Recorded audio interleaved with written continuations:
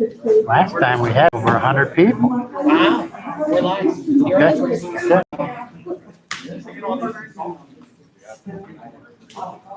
I've done, in 4 weeks, I did 5 classes.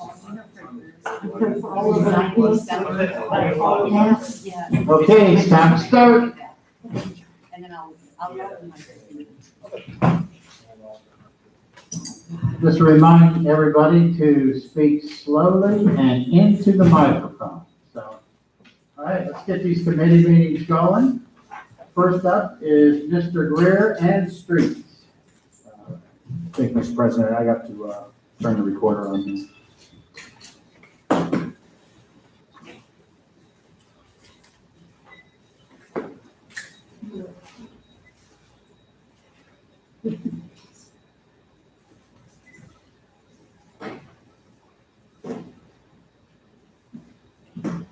All right.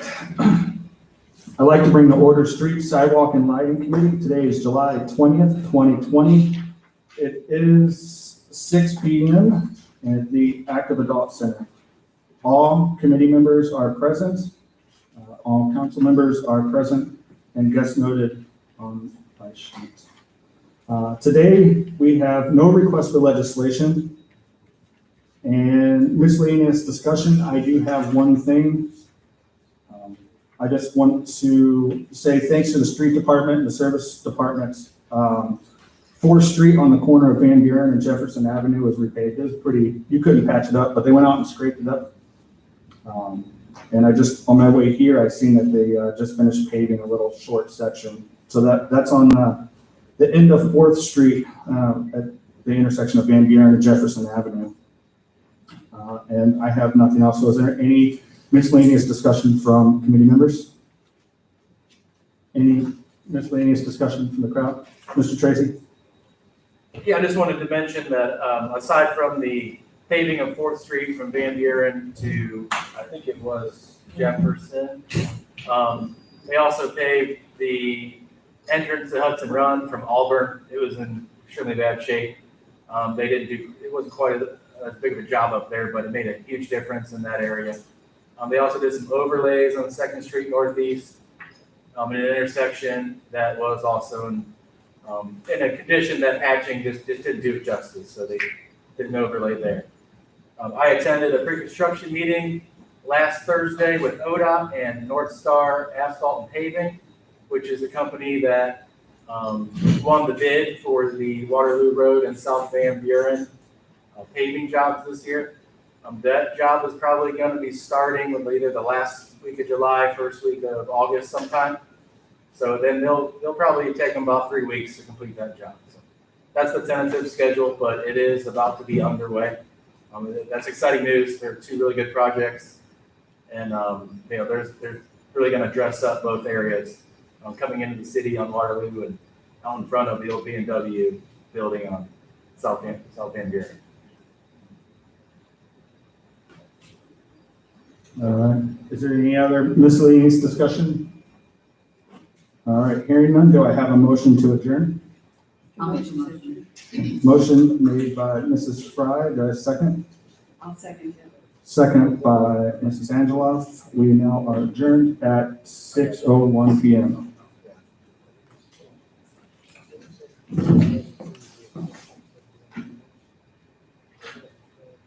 Next up is Mr. Tabor with Environmental Health and Social Services.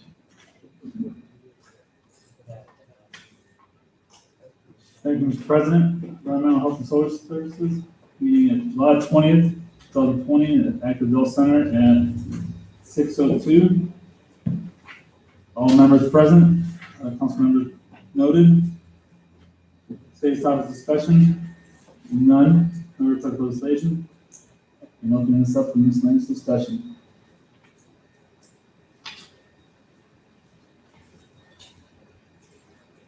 Hearing none. Motion to adjourn. So moved. I'll second that. And we are adjourned at 6:03. Thank you. Next up is Planning, Annexation, and Codes with Mrs. Angela. Thank you, Mr. President. Planning, Annexation, and Codes are meeting now at 6, I'm gonna say 6:05. Pardon? Oh, I'm sorry. You have to start over.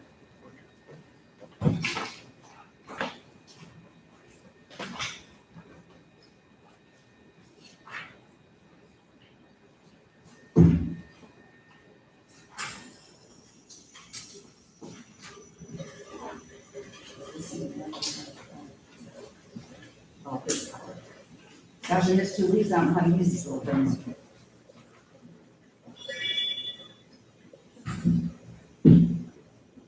It is 6:05. This is the Planning, Annexation, and Codes meeting. All members are present along with guests as noted on my sheet. Legislation request, first draft ordinance, title, formation of a community improvement corporation, authorizing the formation of a community improvement corporation for the city of Arlington and approving its articles of incorporation. I had mentioned last week that I was going to contact several cities, not by email, and I was going to call them. So I do have a little bit of information from different cities that I'd like to read. I'll make it short and sweet so it doesn't hurt. First of all, I wanted to say that the state legislation enacted the ability to form a CIC 40 years ago. Is that amazing? 40 years ago, this was through their revised code. Currently, there's 235 active cities in the state of Ohio that have a CIC. I called City of Green. Their CIC was enacted in 1992. They actually are active, and the administration and council working together. They had some land from Summit County, and they developed, well, I think Summit County developed the new FedEx facility. They also worked with Summit County Land Bank and private property owners to acquire and demo 2 residential properties to build a brand new fire station. Stowe, I talked to Stowe, and theirs was just revised in 2014. They have 9, their charter, or their incorporation says members are 9 to 20. They serve 2-year term. They're not very active because the previous council didn't really support them.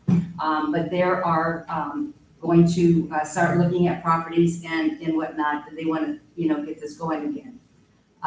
Their members, they have a mayor on it, director of planning and development, finance director, law director, school board trustee, 3 members of council as appointed by the council president on an annual basis. And then they have, those are all voting.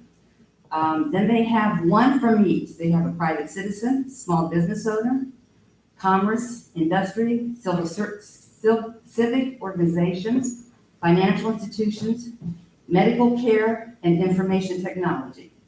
The trustees meet quarterly and the members meet on an annual basis. Twinsburg, their CIC has been very active since their inception, and that was 2015. They have 9 board members, 3 council members, 2 citizens, 2 business leaders, the mayor, and 1 administrator. They just recently had sold 2 properties to a developer, and 1 property, private property, was donated to the CIC. And then the last one, Cauga Falls. They have had a CIC since 1970. They've been active, and they made some amendments in it in 1993. They have a 5-year term, 10 to 15 members. Currently, they have 15 members on their CIC. Their members are 8 appointed or elected officials. That would be the mayor, community development, deputy planning director, finance director, law director, 1 council member who is the chair of finance, and the rest are made up with realtors, developers, attorneys, and they have 3 bank presidents. Cauga Falls was able to purchase the old Cottle Falls Theater before it was demolished. They were actually able to reopen it with the small shops inside that has been pretty good with people coming into the theater, because it's a historic theater, and they saved that. And then they also help with the Falls River Square District Streetscape. So that's what I have, as I promised that I was gonna call and talk to somebody, talk to the different ones. There are a lot more I could have, called. I know Attorney Sugarman just finished up Copley Township, but it didn't call that one, so I picked out 4 of them and made that call. And Justin Greer had sent over an email to the mayor, and the mayor answered it today. Did everybody get that? It was through the email. It's about 1:24 when the mayor sent the answers over.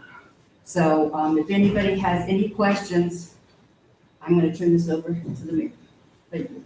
Well, thank you for doing all that research. There's a lot of communities and townships that have CICs and various levels of success over the years. This is something that I really think can be another tool in our toolbox to help us with development of property, and work alongside agencies like the Community Foundation, City Council, BCBC, and others in the area. So every agency in the area does a little something different. Mr. Greer then sent over, after I sent my email, a couple other remarks. I have not put anything in draft form for council to vote on, and I know next week is the last legislative meeting, separate from the special meeting until recess. Because I want to make sure that everything was done, and I'll get that back to the attorney, who will put that all in the draft form. But suggestions are one thing, so I wanted to come to the committee and see what people thought before I asked for it to be put in draft form. So, the framework's all there. I think it's just a couple things that, I won't say they're insignificant by any means, but there's some small details that I think are still being discussed. And another thing is that, some of them are inactive, they might have had them over the years and didn't use them, and then with the new console, bring it back out, and are using the CIC. So I think that's, I think that Mr. Gurr asked for a kill switch, held by console. And a lot of them have the CIC, and maybe past administrations, past console, they're just not using it. It's just, they're inactive right now.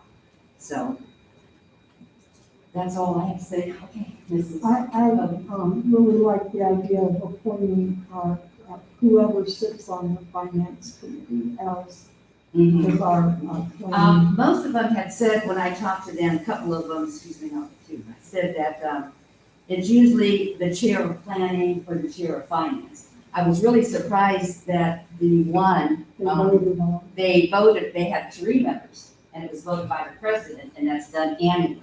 That was something new that I hadn't heard before, but there's, like Mayor said, everybody has their different ways of doing things. So, Mr. Heidi? Thank you, Chair.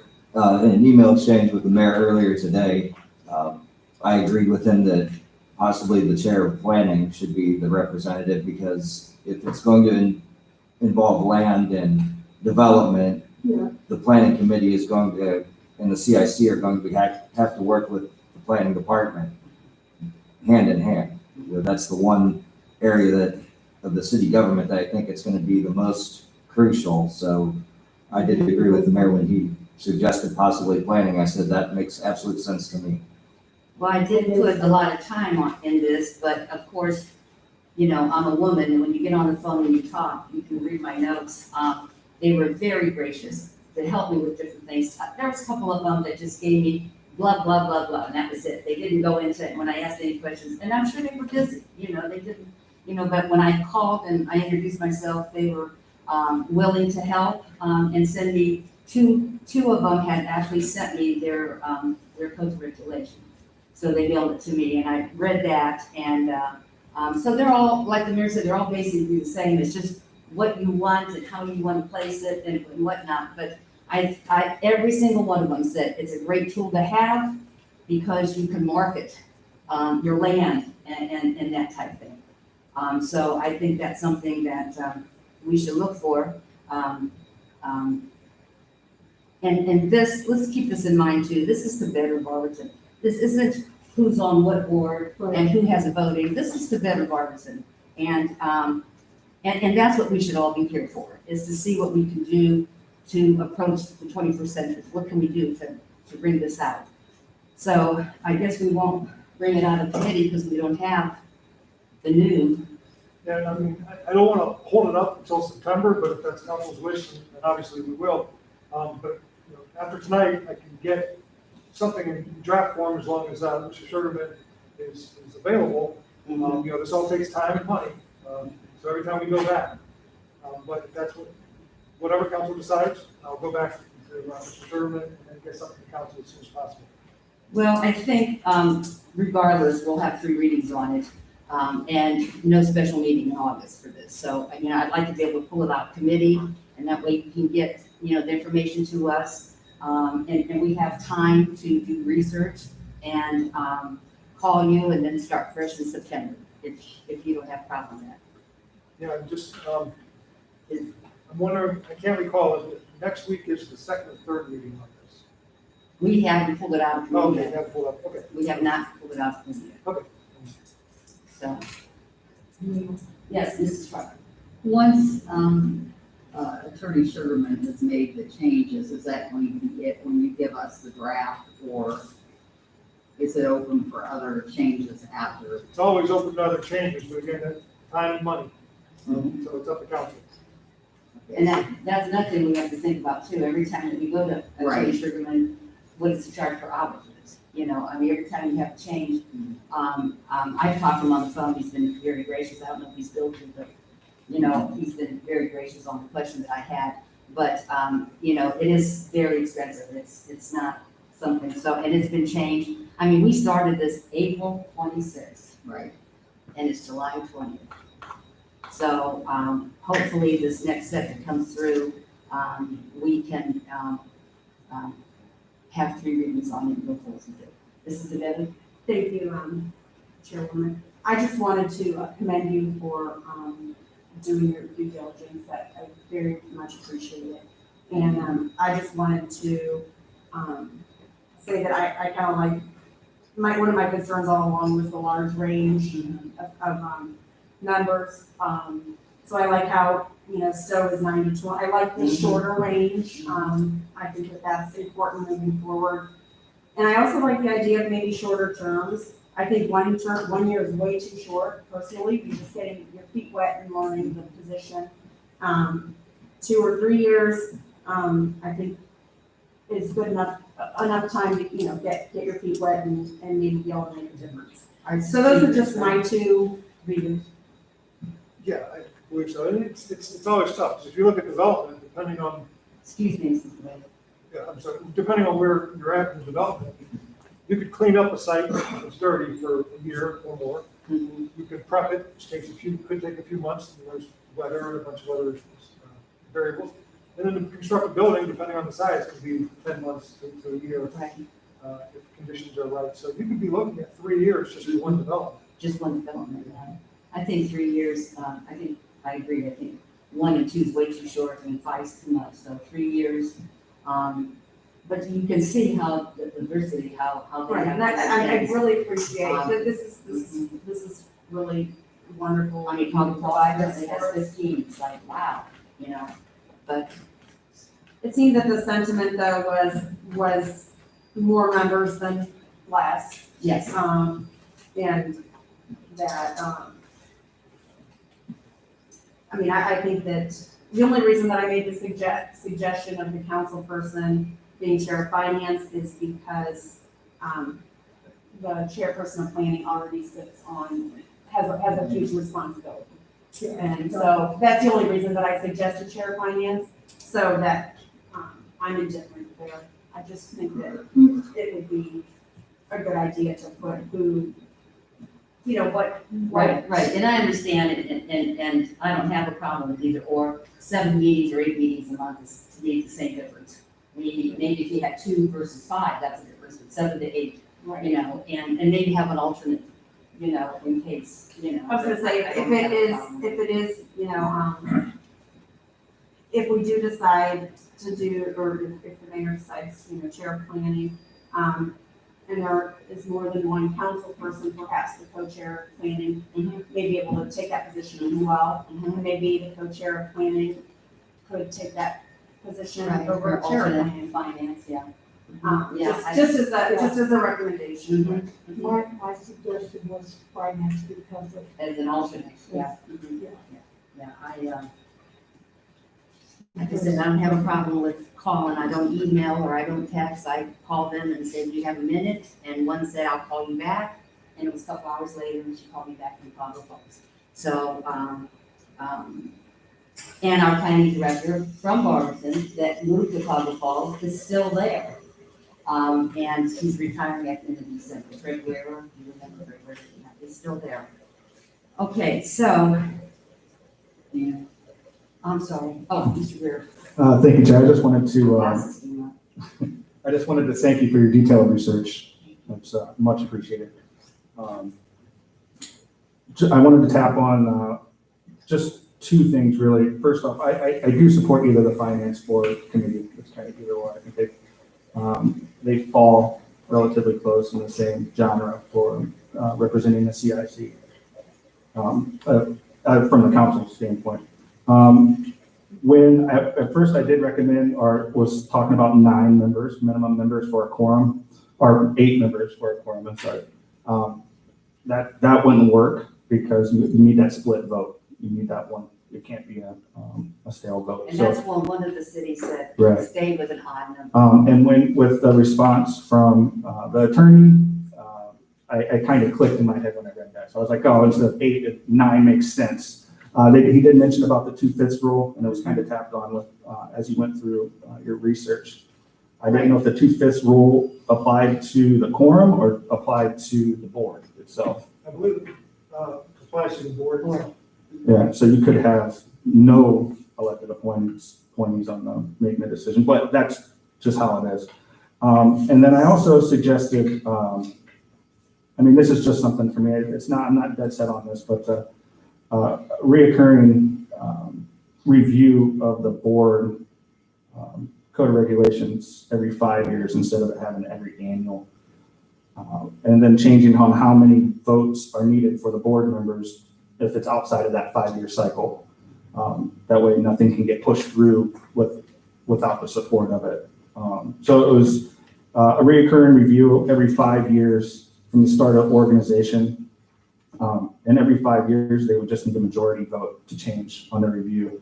And if they wanted to change anything in between those 5-year reviews, that it would need a unanimous vote from the board or the quorum that's present. And I wanted to just tap and just make sure I'm clear on this. The kill switch, or that I mentioned in the first email, came back, and there was an explanation for that on how that actually, the council and how that works. It's not necessarily a kill switch, but as I understood it, the response was that council cannot dissolve the organization, but does have the ability to vote to remove the authorization of the CIC using property, or doing that property. City-owned property. City-owned property. So it can operate on its by itself, but as far as the city's stuff is concerned, council does have the ability to remove authorization. And I guess that plays into your research clearly displayed that sometimes the CIC just doesn't see eye to eye with council. And sometimes it does. And that was the case on the one that I had called. And And, you know, some of the suggestions, or some that I had talked to, they like some of our suggestions too. And like I said, they didn't have a certain time that they did revisions, you know, I mean, maybe every 3 years, you know, whatever. That to me is whatever the majority wants is fine, you know, but some of the things that I was telling them about ours, they were like, we just reactivated ours, you know, and I don't mean reactivate, I think it was just dormant, you know, and so now they're picking back up, so. And that was my suggestion that Will Ticker every board I've sat on has a Right. subcommittee of governance. And they review things on an annual basis. There could be changes in state or federal law that affects it. So you would obviously take action as soon as possible through that subcommittee. Right, yes, yes. I didn't get any detail about subcommittees and things of that sort because that's a lot. So, Yes, I'm sorry, I apologize. Thank you, Chairwoman. Just to kind of piggyback on what Justin said and what the mayor alluded to. So when the Barber Community Foundation wants to make a change, it's subject to city council's approval, correct? So would this be the same? So even if there wasn't a 5-year, I don't believe so. Not every change that the foundation makes comes to city council. There's some things they can do internally. So no, I don't recall that every change would have to come to city council. I don't believe so. I just recall several that come to city council. When I was chair of finance, we had quite a few come to city council, so. It might be salaries or it might be No, it was, spending. every name is voting. It was more kind of operational for the, Yeah, not the internal workings, but They want to change wording. Wasn't the foundation ones that were sent to council, didn't that have to do with their initial charter that they were changing? I'm trying to yes, for the remember. foundation charter. I believe yes. so, Mhm. yes. Then that would have to come to council. So I guess my question is, the articles, those are different than the charter, or those are the same? yeah, and that's a little different because it's not a CIC. Right. They would be the same though. So I guess That would be I would the kind of be in favor of Justin, of what Justin suggested if it's legal. You know, I don't know what Attorney Sugarman decided about that.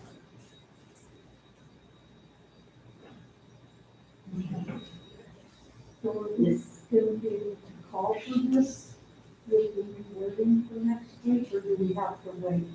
You know, I will, I can talk to you tomorrow and see what you want to incorporate, and I can send that to Mr. Sugarman and see if you can get that back to me in time to get to Renee before next week, and then possibly have a special planning committee meeting, or just wait until September.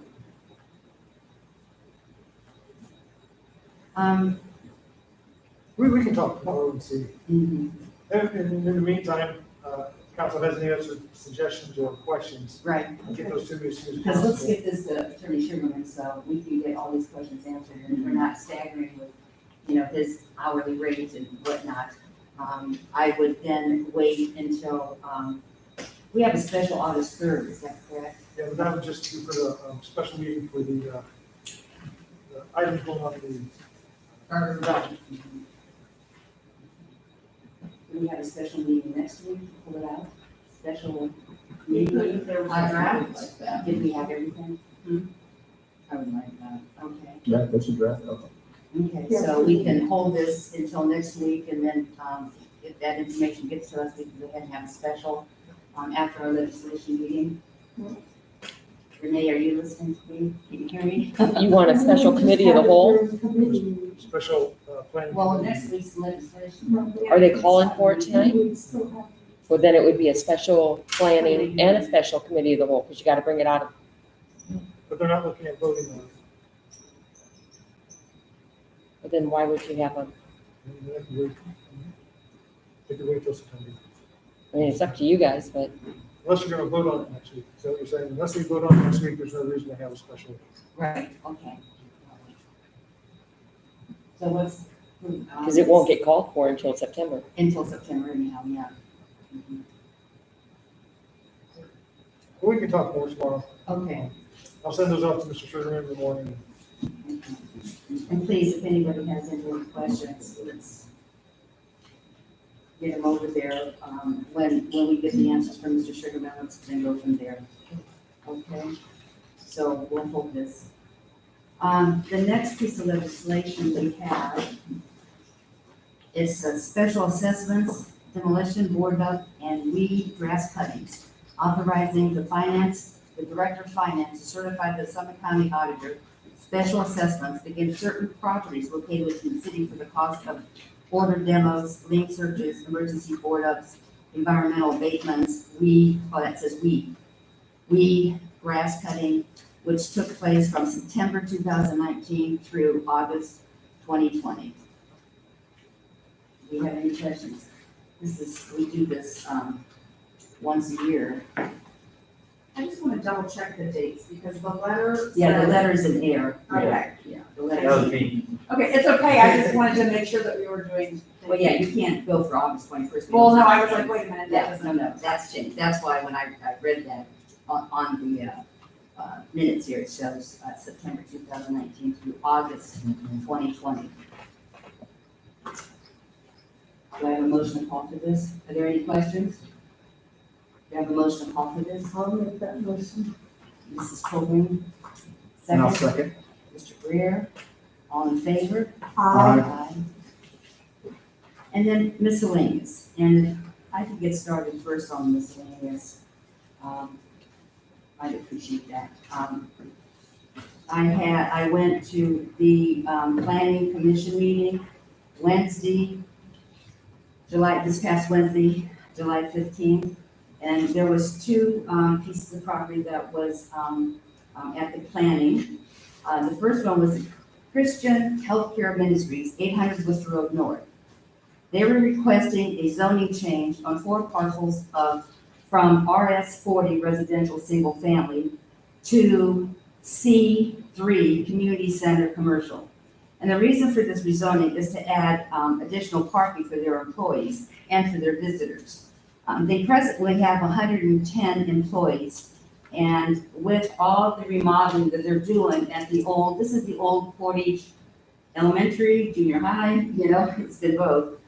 With all the remodeling that they're doing, they're taking half of that gymnasium and they're making offices in there. The other half, they're real adamant and they want to continue having voting, at that facility. But they want to make it to where it's easier for handicap. They're going to do a canopy.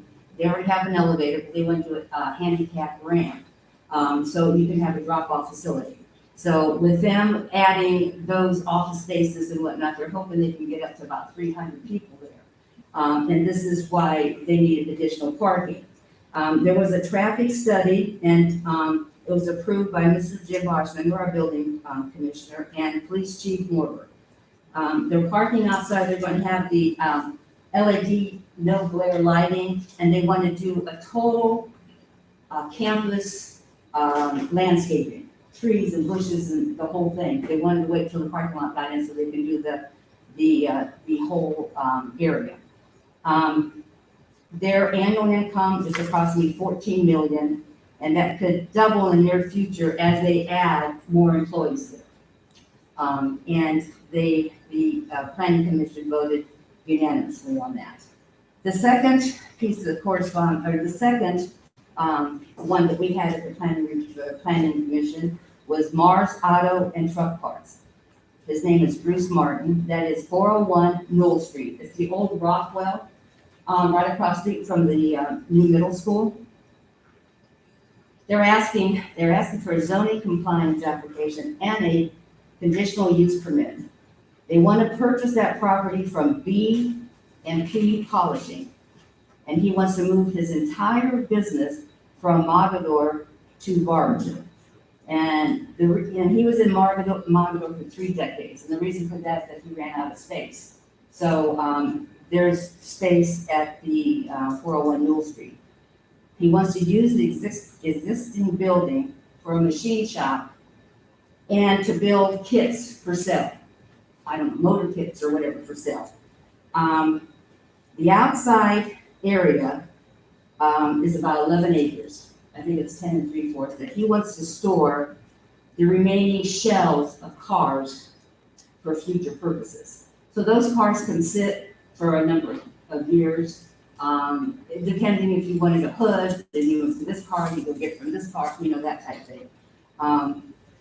So 11 acres would be used as outside storage for shells of cars.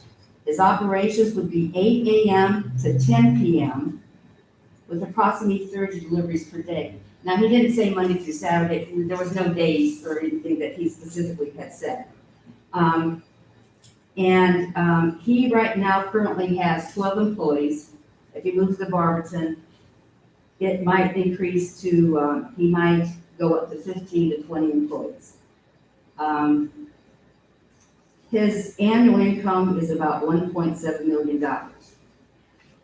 According to the Development Code 1250.05, the outside storage of junk cars is not permitted. The ones that you see in town now have been here for a while, so they're grandfathered in, but any new ones coming in.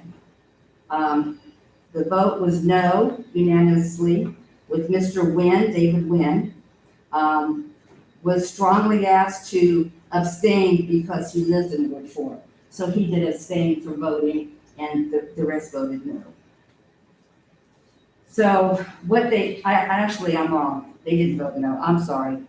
They tabled it because they wanted to sit down with him. In fact, they were talking about him calling the planning department, sit down and talk to them about the different operations and different things. And to instead of just saying no, they want to stretch it and see what can be done, if we can help them, what we can do. But according to, the outside storage of junk cars is prohibited. So I hadn't talked to the planning since last Wednesday to find if they had he made contact with them to see if he wanted to discuss other options. And that is all that I have for miscellaneous. Anybody else have miscellaneous from the committee? Outside? Oh, Mr. Vera? Thank you, Chair. I was contacted by a Ward 1 resident, let me see if I can, Julie D. Miller at 686 North Summit Street. She asked me to read something, and I apologize, I didn't forward this to you because I just got the email right before I came here because she wasn't able to make it. But I would like to read this verbatim that she sent. She is just talking about the first miscellaneous discussion of Christian Healthcare Ministries at the Portage School and the additional parking. So I'm just going to read this for verbatim, if I could. It says, I sustained a medical emergency yesterday, so I am going to assume I won't be able to attend and would like for me to take up, or would like for me to read this. So first, we wholeheartedly support Christian Healthcare Ministries and their mission. Their employees are gracious, kind, and generous. The works being performed on their campus are admirable.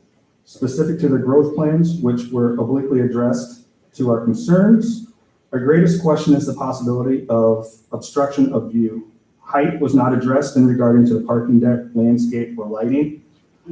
Many of us purchased and would rely on the resale of our homes in the reference to our view. Also, we have all experienced some new noise and lighting issues since the inception of Christian Healthcare Ministries at the former Portage School. Specifically, 2 large lights shine directly into my bedroom window at night. How much more light pollution would be created? For the noise, trash trucks emptying dumpsters, the snow removal trucks usually operate in the middle of the night at this campus, usually between 2 and 4 a.m. Would these and other noise increase with the growth? And an increase of traffic, parking blockages due to new parking and drop-offs. Though we are assured of a survey saying otherwise, remaining concerned. I suppose I would ask you all to consider how you would be affected if you were in our shoes. Quality of life is of great importance pertaining to our homes. Lastly, my reason for wanting to address the council directly was to respectfully ask that the zoning change not be declared an emergency in order for a vote to be rushed through. I seem to recall persons running for council sharing these concerns as part of their campaign platforms, though I may be incorrect. As a resident, having grown up attending school and purchased a home in the same area of Barberton, I would greatly appreciate the opportunity to address issues proactively with both City Council, Healthcare Ministries prior to a final vote.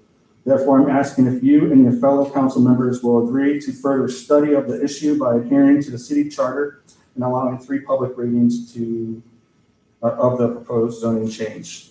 Thank you for all your time and consideration. Julie D. Miller, 686 North Summit Street. Okay, I will let Mr. Hunt address that. Well, I didn't bring it with me, but we had color pictures of the parking lot, the lights. The only question they had was maybe between 8:30 and 9 o'clock. There might be some congestion there, with parking coming into work, and then again from 4:30 to 5 o'clock. But Chief Morber and Mr. Barsinger didn't feel that there was going to be any loud noises or anything of that sort. I did not bring that with me, or I could have showed you the pictures of the design that they have, because they had their architect with them, and they had their traffic study engineer there. And I don't see there be a problem with additional employees or additional parking. But Mr. Hunt, would you like to address that? Sure. Thank you. Thank you, Council. At last Wednesday's planning commission meeting on July 15th, we did receive several letters of support. There's one resident there kind of raising questions. I wouldn't necessarily say opposed, but certainly raising questions of the development. What was before us was the rezoning. So the applicant provided a site plan and provided details of what they intended to do, so they weren't hiding anything. But to the questions that were asked today before the committee, I do believe there's a proven track record with Christian Healthcare Ministries. They've been a good neighbor from the letters we've received in the office. They did address the lighting issue. They said they're doing a lumen study to make sure any nighttime light is contained on site.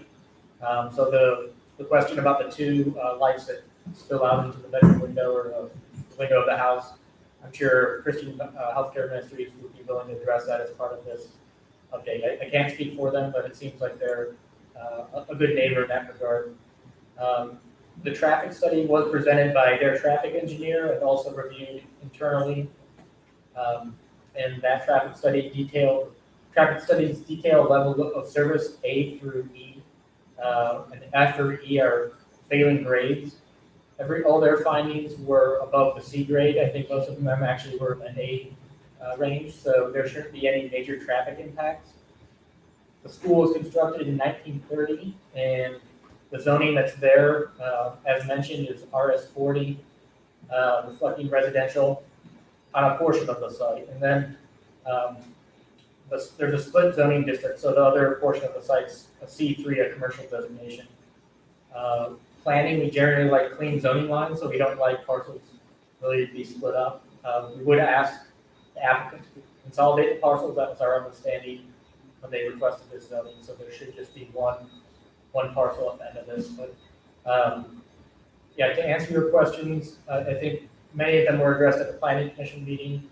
I didn't hear anything about trash service, so I don't know how that will be handled, if there'll be additional trash pickups, or at what time of day those will be, whether they're morning, evening, or afternoon. So I can't answer that. I can't speak for them in regards to that, but I can tell you planning commission was very supportive of this. There are the potential of going from 110 jobs to 350 over time, which is the net increase of 240 on that site. So yes, there would be more people using that site, but you harken back to the days of when that was a school, and you realize that there were probably lots of students going to Newport School back in the day. Lots of students being dropped off and transferred in and out of cars and the like. So that's the update I have. Thank you. And another thing, there's other businesses around here too. There's pizza, pepperonis or something. You got Walgreens, you've got that oil change place, that all have dumpsters. I don't know from what company or what time, but that's one thing that maybe we can, address that. But they all have dumpsters. So they're all going to be picked up maybe once or twice a week. So I don't think that's really a problem. Mr. Berry, you have a question? Yes, thank you, Chair. I kind of just slipped my mind, but I wanted to thank the planning director for the feedback on that. Oh, I will make sure, this was a last minute email that came in. I didn't get a chance to forward it. She asked me to read it, and I said I would. But I will make sure that she's in contact. I'll forward the email to council members and to the planning director. So she has direct communication with the planning director too as well. That would be nice. her main concern was just that when it gets to council for approval, that she was asking us to go 3 readings for, would it come to council? It wouldn't come? No, it's been approved by the Okay. planning commission. So the rezoning wouldn't? Yeah, the residents that sit on the planning commission voted for that. Okay. Mhm. I'm I sorry. had a comment about the dumpsters. About a year ago, I have, Valley View Apartments are in my ward. And I had several people complain that they were picking up the dumpsters at 2 a.m. and they were littered. So it wasn't Kimball or anybody that worked for the city, but they found out who the company was that was picking up, and they were able to make contact with them and do it at a different time. So that might be what can be addressed in this particular situation. Or they could switch to. And we'll have to see what dumpsters, I mean, they might be picked up 4, 5, 6, like I said, there's different businesses there too. There's a dumpster time somewhere in the code. I was gonna say, don't we It's have 6 in that the morning. before 6 Melissa in the could morning? probably tell you. Yeah. Because I was we were gonna say, chasing I down the remember. gorilla I dumpster remember. man for a while downtown. We actually were on dumpster patrol and we Yeah. nailed it. I think Cited Leach it, too, so. the residents around Leach, Right, and Melissa? Macy's, they had a problem, I think we changed that. She's still there? Yeah. Remember that? Yeah, I believe it's 6 a.m. Yeah, there's a time frame, and if they, Okay, if it's saying, hey, knock it off doesn't work, then. thank you.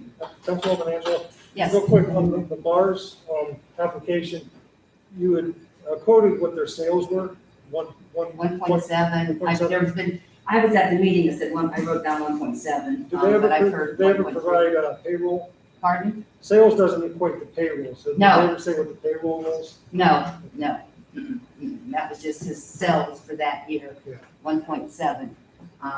But I know it was online, it said 1.3 or something, but I had written down 1.7 with 12 employees, but that's not That's their not payroll. sales, no.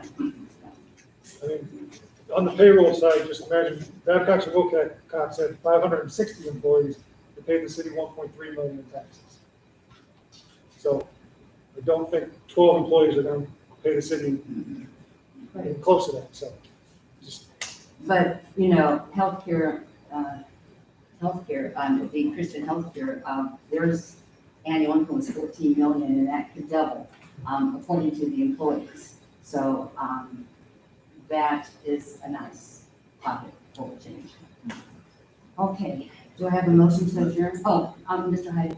Thank you. I just have a quick question about the Mars one. The mayor and I have been emailing back and forth, and we agreed that anything's possible. Has the commission thought about revisiting what constitutes a junkyard? I know it's been in the codes for quite some time, but as times evolve, certain things are certain things. They're more of a repurposing than an actual pull apart like off of Waterloo Road. And I wasn't able to make the meeting to ask the commissioners. I think but is there- Mr. Bodlinger was on the phone, and he was pretty straightforward. Junkyard's a junkyard. What do you call it, storage for shell cars? It's still a junkyard. And I didn't bring the pictures. I'm so sorry. That's okay. With everything else, I have pictures of Mars in their outside storage in my door. And it's unbelievable. It's unbelievable. Now, you have to stop and think, Norton Avenue is right there. The middle school, the high school, the new stadium that was just refurbished. And then, as Jim Boschlinger quote says, it's a junkyard. That's what it is. And they were the fencing, they were gonna change to make it 6 foot, but temporarily, they were just gonna put that screening on it. In the near future, they would do the metal, so you can't see. My problem is that when you pull in off of Newell Street and it's open, you see the building. Those gates will be open all day. And in the back, you can see the cars. So coming down Norton Avenue or going to Newell Street, my concern is the traffic, but in the morning, whenever he's dropping the children off, it's very congested there. And then picking them up, because it's a roundabout, the traffic with his FedEx and, he gets a lot of deliveries and that type of thing. But Planning Commission has tabled that, so they can review it with him in a little bit more detail. So it was a very good meeting. It's a very, very good meeting. Do I have a motion to adjourn? I'll make that motion. Motion by Mrs. Colburn, second I'll second. by Justin Greer, and we are adjourned at 6:50 PM.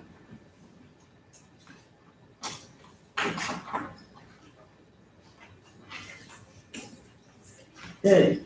Next up, finance personnel, Mrs. Fry.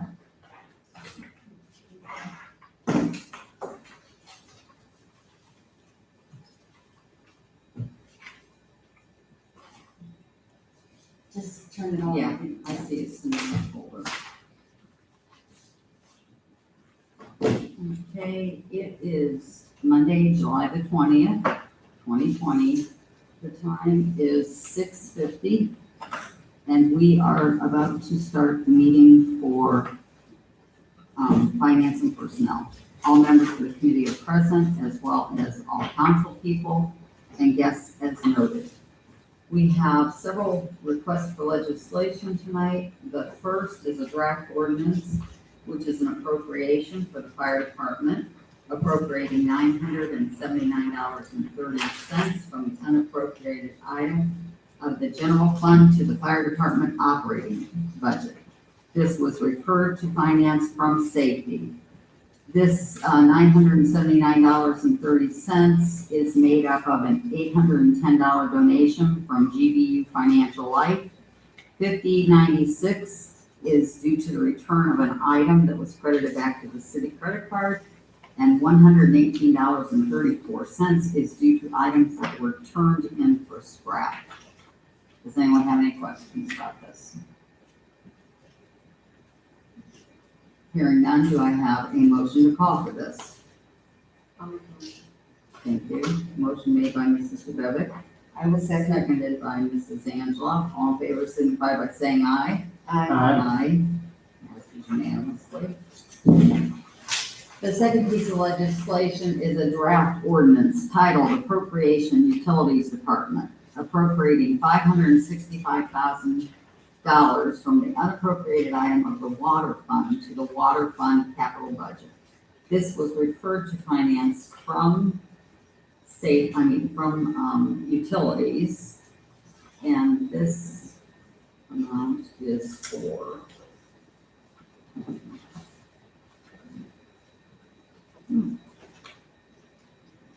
It's for design. I didn't hear. It's for design. Yeah, I think it was, but hold on, I want to look at the, yes. No, that's 62. The project. It's the 261, or 261 project. No, I wanted the actual.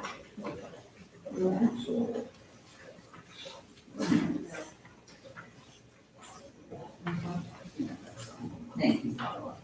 All right, this is to authorize a draft ordinance for an appropriation in the amount of $565,000 from the unappropriated item of the water fund to the water fund capital budget. And this is for the Barberton Norton State Route 261 water improvements. This is emergency legislation, and this will be paid in full by the city of Norton. They have their loan fund through the city of Barberton, and they will be paying the entire cost of this particular this project. Does anyone have any questions regarding this project? Hearing none, do I have a motion to call for this? I'll make the motion.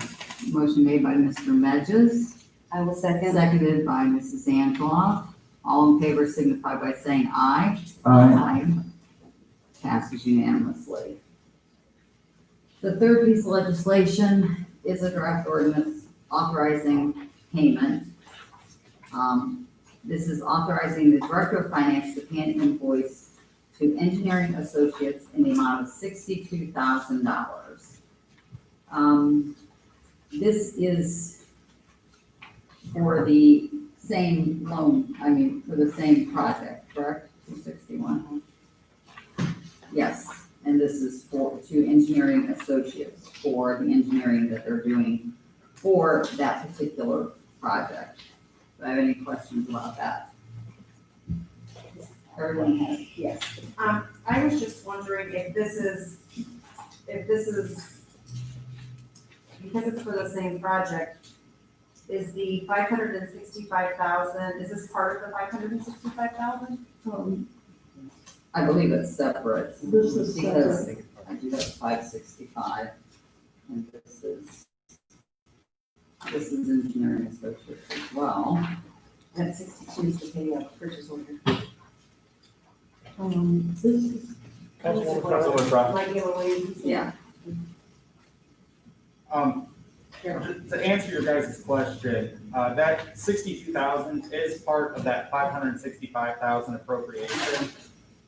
The appropriation is the entire remainder of the cost of the project that we have to pay for.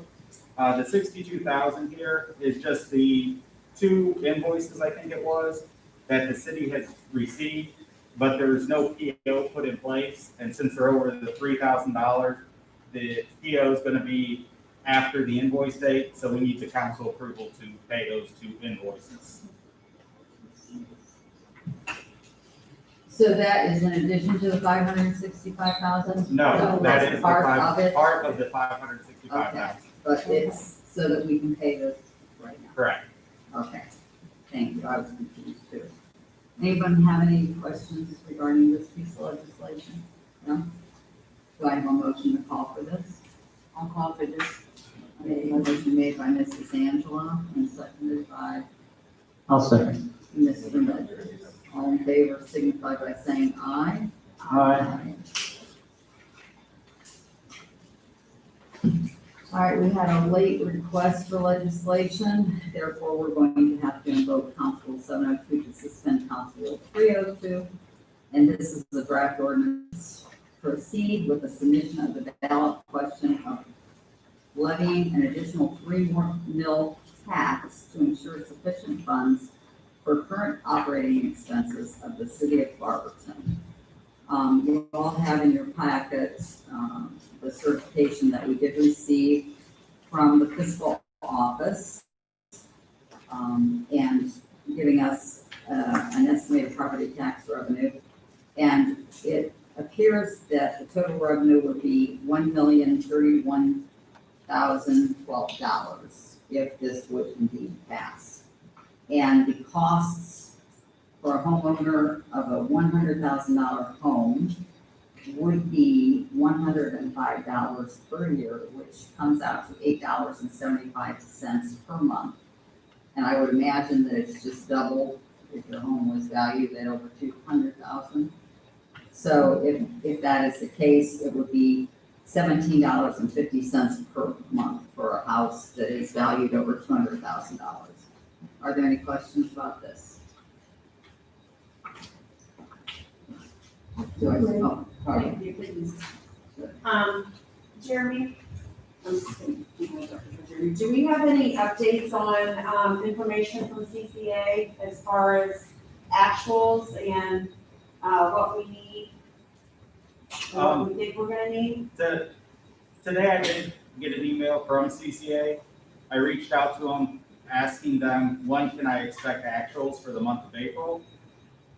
He came back and said they don't have the reports ready. However, the actuals for April will be about approximately $961,000. If you compare that 961 to last year for the month of April, it's down by about $500,000 in the month of April, income tax. The only thing that was kind of good was going into the month of April, when I gave the finance report, for March or April, we were ahead of schedule by 500,000. So it kind of washed it out. But other than that, when can I expect actuals for the month of May and June? It's going to be hard. Part of my conversion meeting, part of the conversion to Rita, I have weekly meetings with Rita. CCA is behind, and I am hearing that they're still operating off of 2 days a week. So that's leading to concerns of me getting timely information, accurate information with actuals is going to be delayed, I think, a little bit more because they're going to have to play catch up with income tax filings. They're going to have to play the catch up of getting the actual information to us on how to break out this stuff. I really wish I had the reports, the actual reports.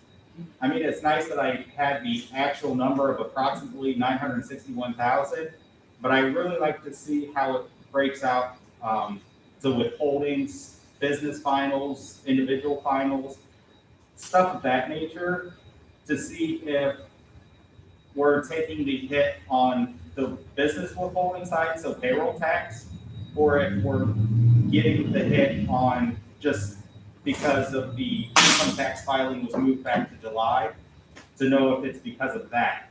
So I wish I had that report breakdown to be able to provide more information on why we were $500,000 less than last year. So the, generally taxes are due April 15th, so that 500,000 could be, at least a portion of that could be a result of people that haven't filed their income tax. It could very well. I was just curious. I mean, it really, like I said, it really depends on how those actuals get broken out. That's why I really wish I could have the actual report, with them saying the actual collection for April was approximately 961. I'd imagine probably in the next week or two, I should hopefully be getting that report on how that 961 is actually broken out, to be able to provide more information if it's, if our withholdings are still on track and it's taxes, or if it's a combination of withholdings and taxes or whatnot. Let me just have one more question. Have we received any more guidance about the CARES Act money? I haven't received any guidance. However, I do have a conference call. Well, it's actually a webinar. I have it on Wednesday. It's going to be with the Ohio Office of Budget and Management. They're going to let everyone that signs up for this webinar, the guidance that they received from the Treasury from their meeting a couple weeks ago. So after Wednesday, I will have more guidance on that. And then at that time, hopefully see if Summit County says anything more. I have a feeling, I can't speak on behalf of Summit County. I haven't heard from Summit County, but I'm sure Summit counties will receive their guidance the same day during that webinar. So once I sit through that webinar on Wednesday, I'll be able to have more information regarding CARES Act and what it can and can't be used for. Thank you. Yes. I'm the chair. I wanted to ask you, if any of the 500,000 could be made up of income tax that was not collected because of the COVID, and at that particular time, between March and April, a lot of places were closed down and didn't have payroll, I would think. Well, and that's one thing. The mayor alluded to it, I think, a handful of weeks ago, where we're not entirely sure how many of the businesses in Barberton shut down during the whole COVID thing. I think he said one business shut down for 2 weeks and started operations back as normal. I don't know how it affected the various shops and businesses here in town on their employees, because maybe the place is shut down, but if the people could work from home, or if it's a company that wanted to take care of employees, maybe they paid for the employees that have the 2 weeks off or something. So the withholding tax wouldn't change in that case. So without knowing that information from each and every business in town, it's hard to tell until I get those actual numbers from CCA on what our withholdings are going to look like. Thank you, but there are, in this particular atmosphere, there are so many factors that can come into play about us being lower. Okay, does anyone else have any questions? Oh, Mr. Griffin. Mrs. Fry, on the $100,000 valuation on the house, you said how much it was tax? Was that actually the appraised value or the taxable value from the property tax? I believe it's been appraised. It would be the appraised value. Well, it's actually, I really It can't has to answer. be taxable, doesn't The taxable Well, it gives value. the appraised value and the taxable value. But then they have a formula, you know, so if it was appraised at 100,000, that's only, the taxable value is only 35,000. But it's saying in the end that regardless of if it's appraised or taxable, the cost to the homeowner would be $105 per Okay, say year. if that, say if it's 200,000, you would pay twice. Right. That's the That's what I market. said. It was like $875 a month if your house was appraised at 100,000 and $1,750 if you use just the simple, math of charging twice what you would for a $100,000 home, because they didn't give us the readout on that, but I would imagine that it's just double. So they're not going by what you pay your taxes by. Yes. That's what goes by your taxable value. The taxable value, that's what it goes Mhm. by. Okay. Right.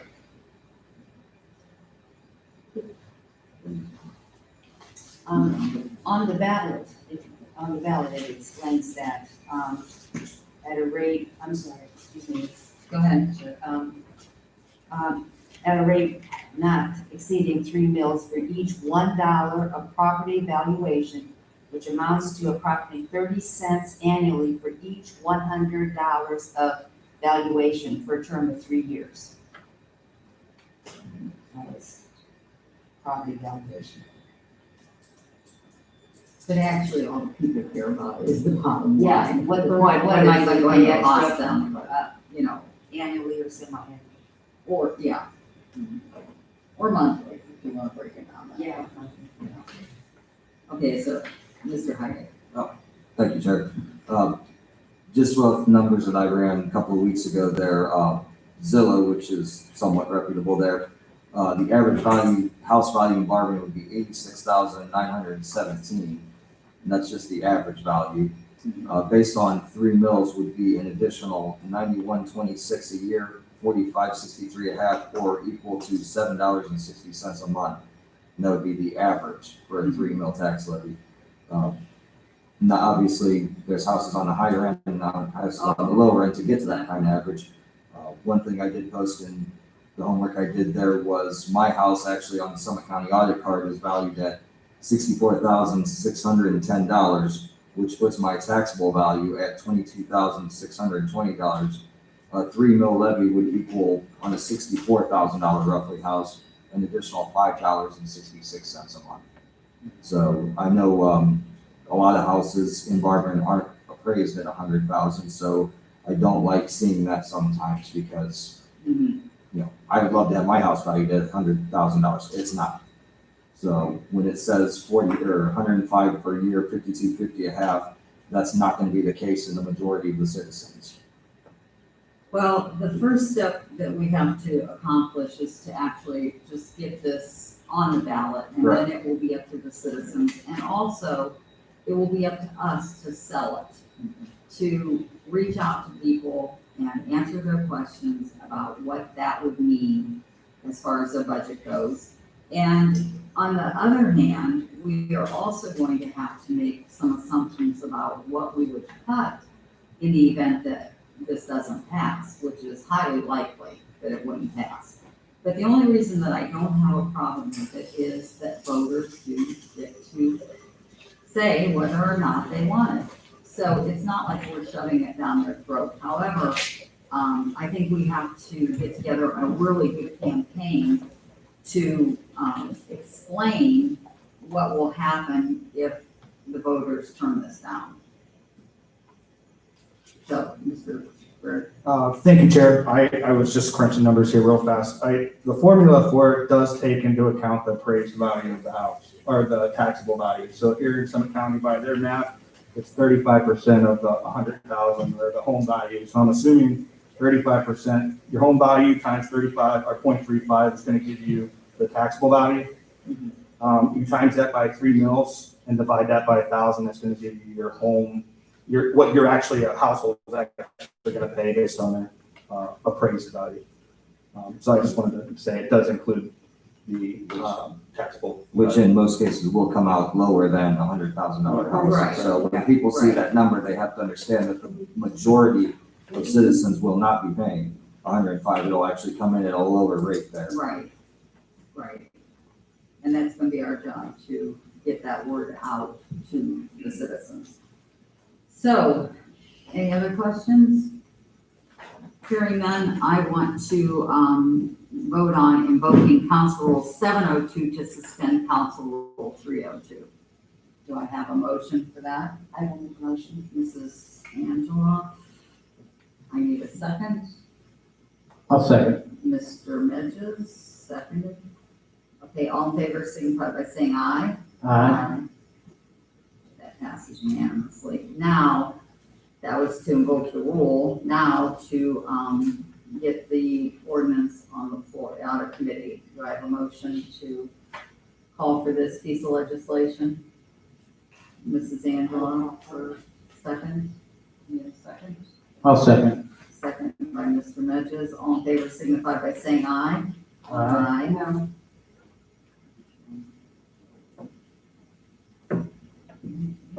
All right, is there any miscellaneous discussion for this evening? No?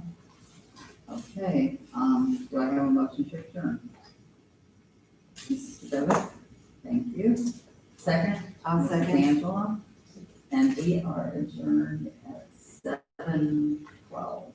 Okay.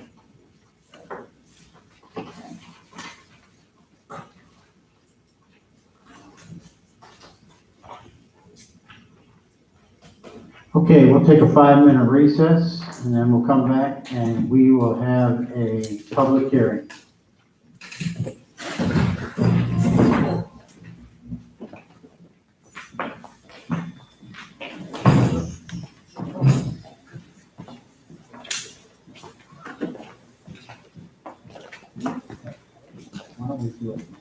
Yeah, so. What? I don't count there. Yeah, 100,000, 35%. So if you just replace this first number with whatever. It'll give you exactly, so what's this one? But my taxes out there, I'll pay roughly $6,000. And I'm gonna put this out too. Yeah. Yeah, well, you don't even need to know how much you're gonna pay. With this mortgage, it's 35%. Yeah, so it's just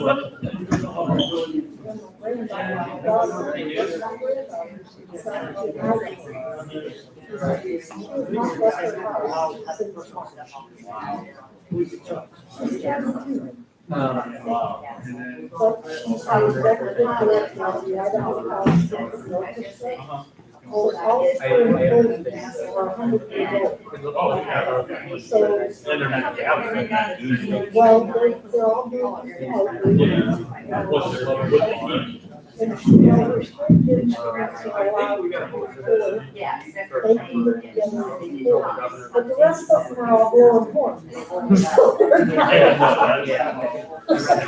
Keep your spit down away from me. So therefore, they're doing their stuff on so she's setting all that stuff up for us. And they're doing their recording. And they're all loving the whole lot of having the person to do that. But she's. All right, yeah. So now they're to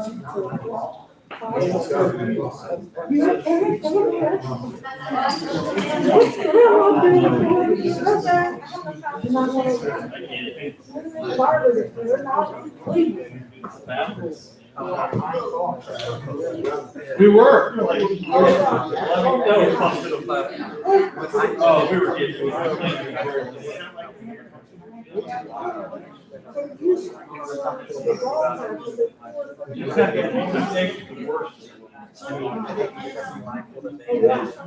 I don't know. I think it was somewhere.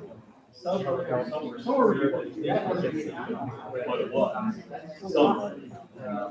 Oh,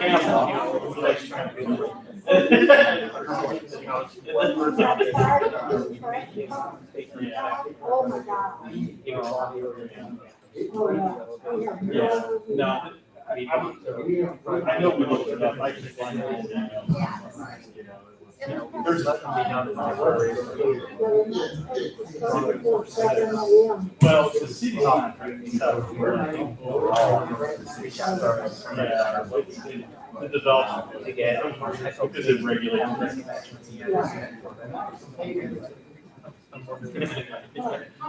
We were, I remember night shift. Really? Oh, and another one was, the dude looking up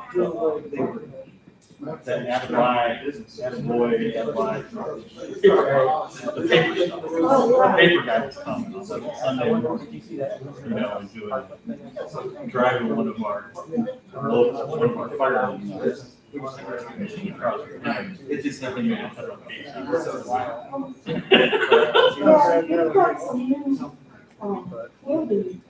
Maybe that's more of a permanent solution. Oh, do that? Yeah, that's, I don't know how. I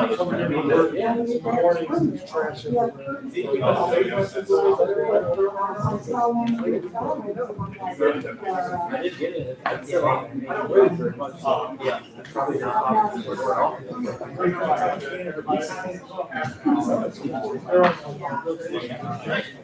Oh, yeah, well, that's. Also working about it. I'll wait and check again. Yeah, I was already wondering.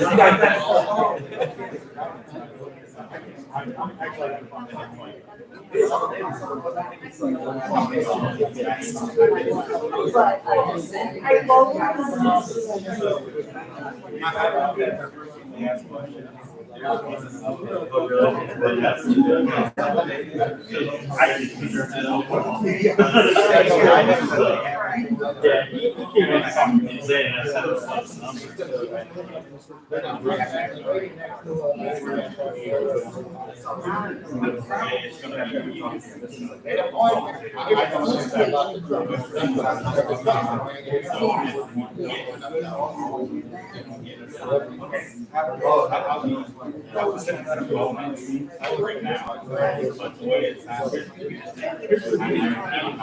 Do it now. Once the guy started taking I heard it was seven.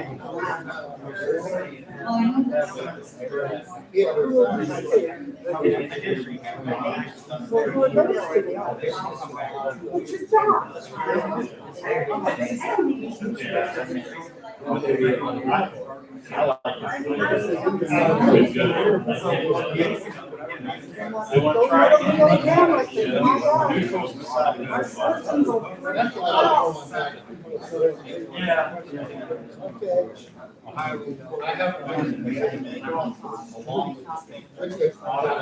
Working on that.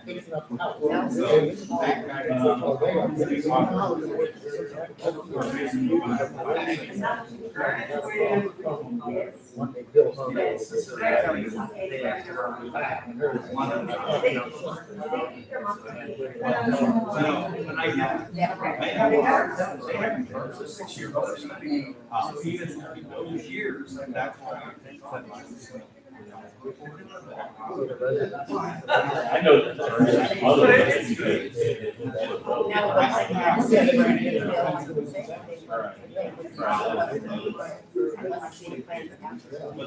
you know, we fought so hard.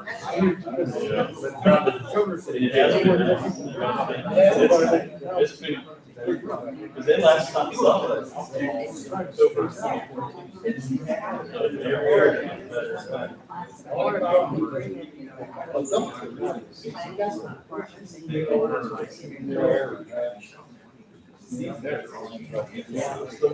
They still hang out. Not as much.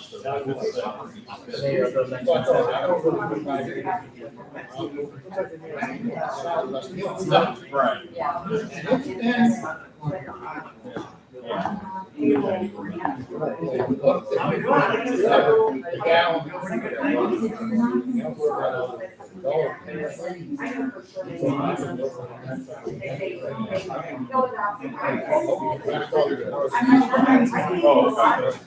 Yeah, it's down in Mark's yard.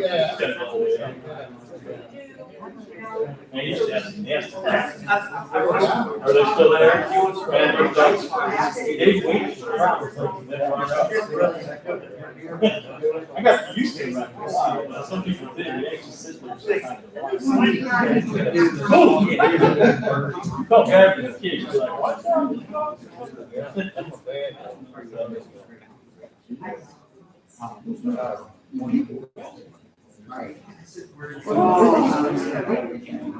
Yeah, I sent a video today. He emailed me this morning. Called him. Came in.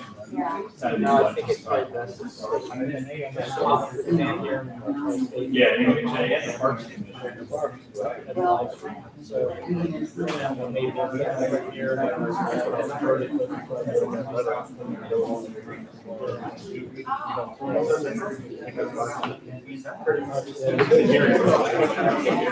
What's next?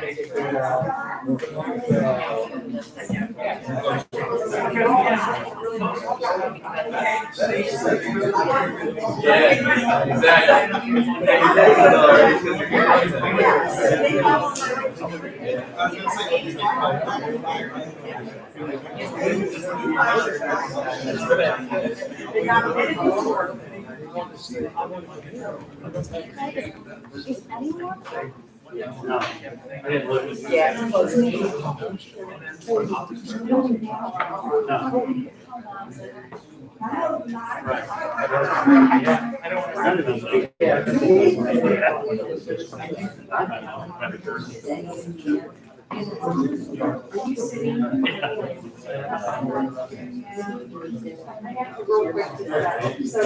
What's that? What's that? Yeah. Just so we can go here.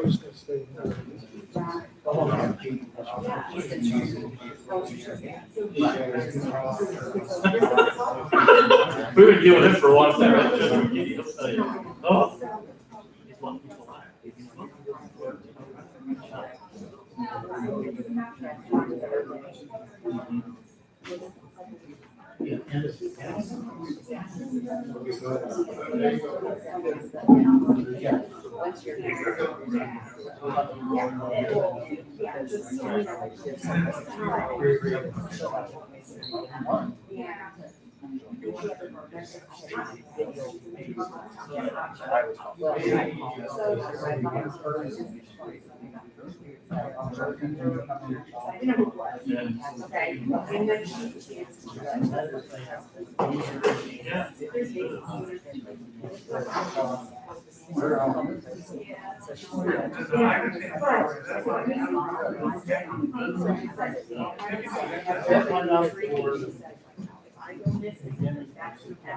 That was right? So. He carries a knife most of the time. Now, I will say, he's not, I haven't seen him do this. You know, one of those.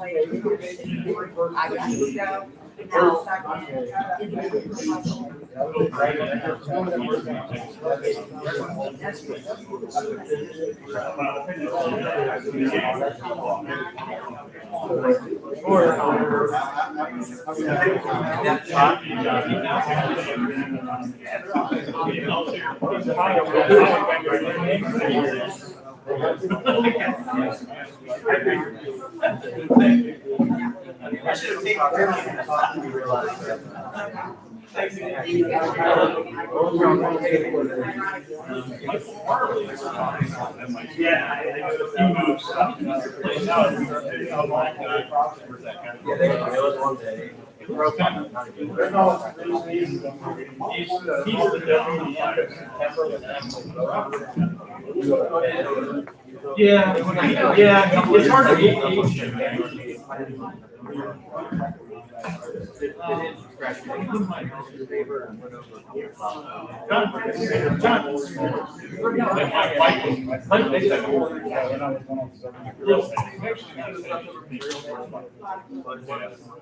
Any light bulbs that goes, yeah,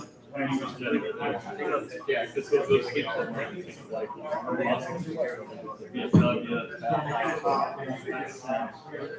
we're trying to. Okay, so it doesn't.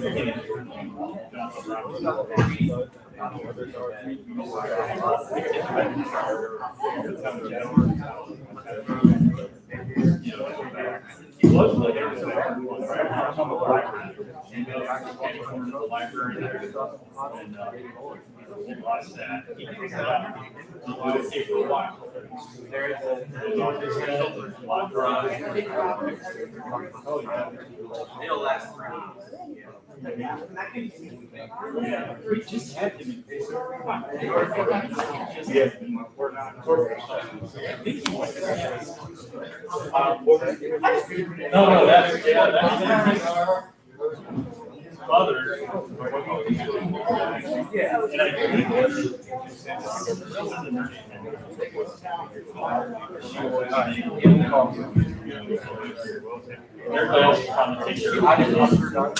but all it does. Hope you found it off her up. Macy should absolutely make her report. Well, she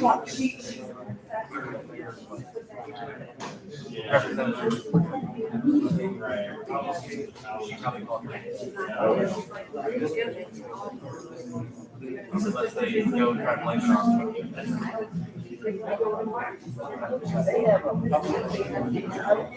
I mean, that's like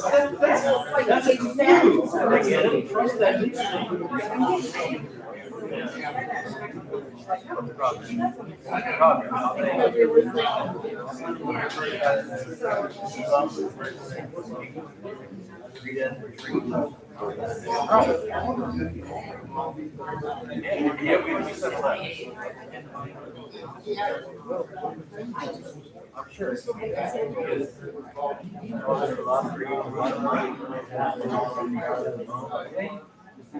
Is it time?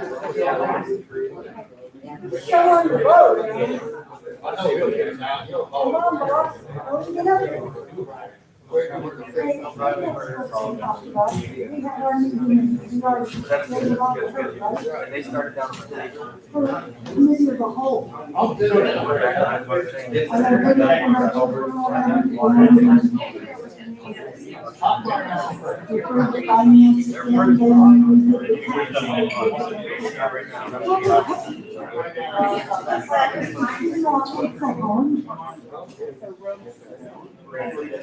I thought I had it, and what I got is no.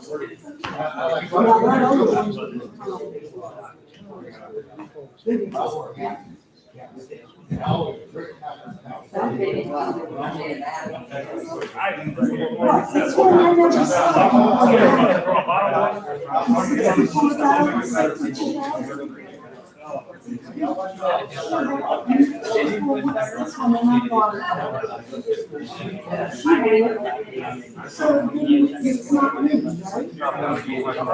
So all I have is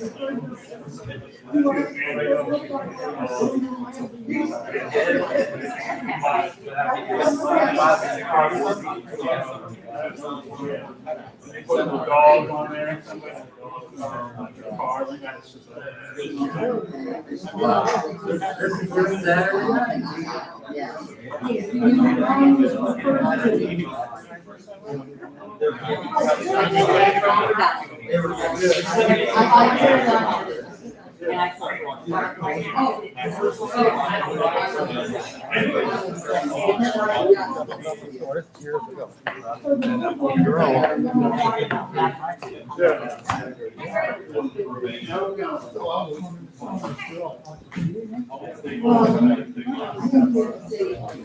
Okay, let's get some going here.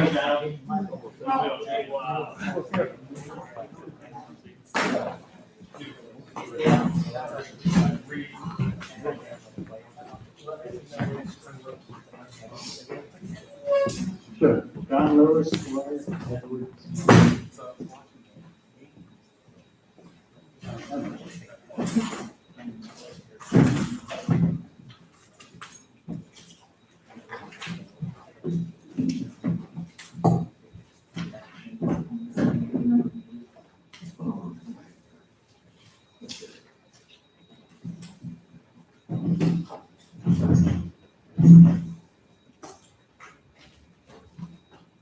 Okay, this is a committee of the whole meeting, Barberton City Council. Today is Monday, July 20th, 2020. I call this meeting together at 7:32.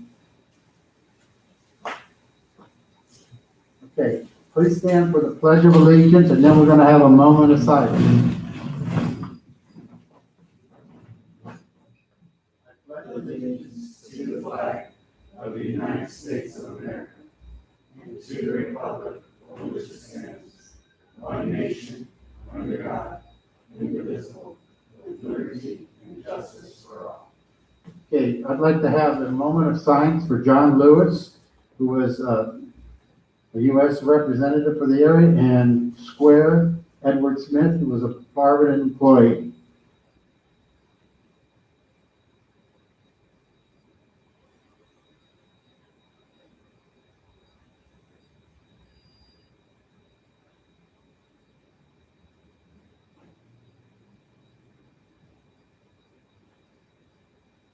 Thank you.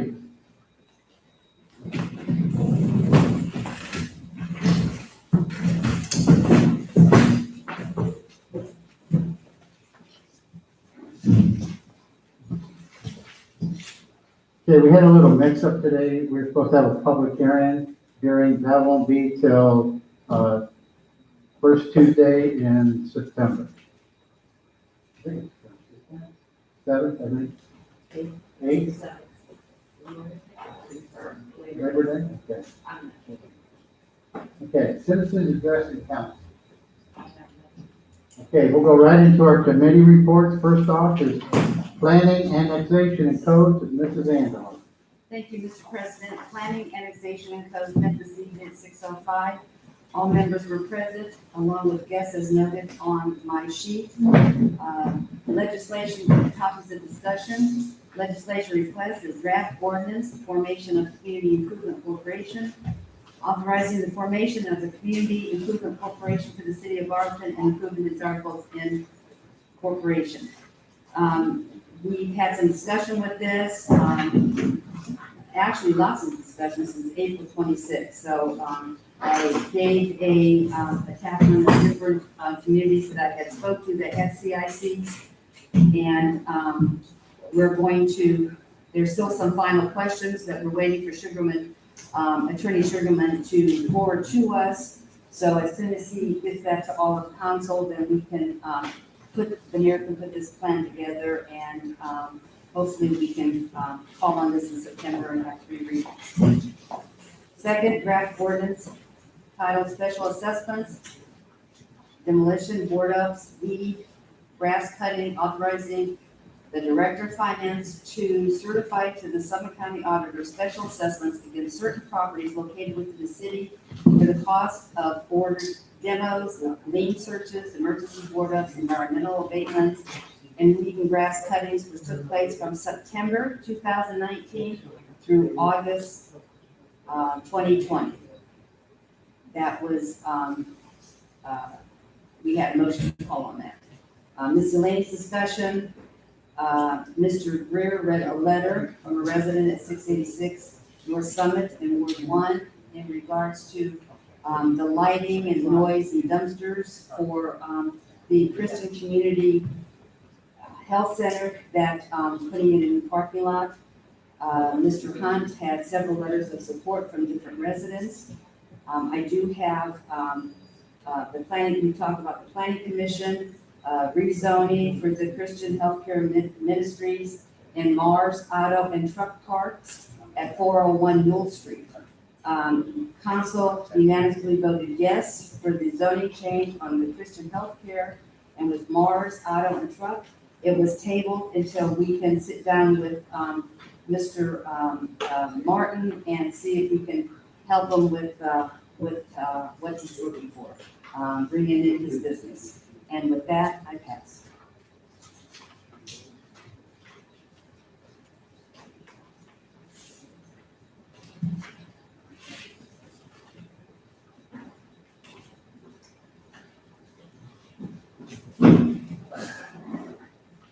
Okay, next up is street sidewalks and lighting, Mr. Greer. Thank you, Mr. President. Street, sidewalk, and lighting met today, July 20th, 2020 at 6 p.m. in the Active Adult Center. All members were present, all other council members were present, and guests noted. There was no request for legislation. Topics, miscellaneous discussion. 4th Street on the corner of Van Buren, Jefferson was repaved. There was also small repaving going on Hudson Run and some overlaying that happened on 2nd Street with miscellaneous patching throughout the city. Mr. Tracy, the service director, stated that he had a pre-construction meeting with the construction company for the Waterloo and Van Buren projects for this year. The projects are scheduled to start late July, last week of July, or the early August, and is expected to last 3 weeks. Also not noted on my notes or talking discussion, but I did neglect, I didn't talk about it, but the ramp for 76 East is now open on State Street, where the construction is. And with that, we streets, sidewalk, and lighting adjourned at 6:01 p.m. And with that, I pass. Okay, next up is city utilities, and Mrs. Goldman. Thank you, Mr. President. City utilities met last week in the Active Adult Centers. All members were present. Mrs. Angela was remote. We had a draft ordinance appropriating $565,000 and no cents to the unappropriated item of the water fund to the water fund capital budget. This was for the engineering of the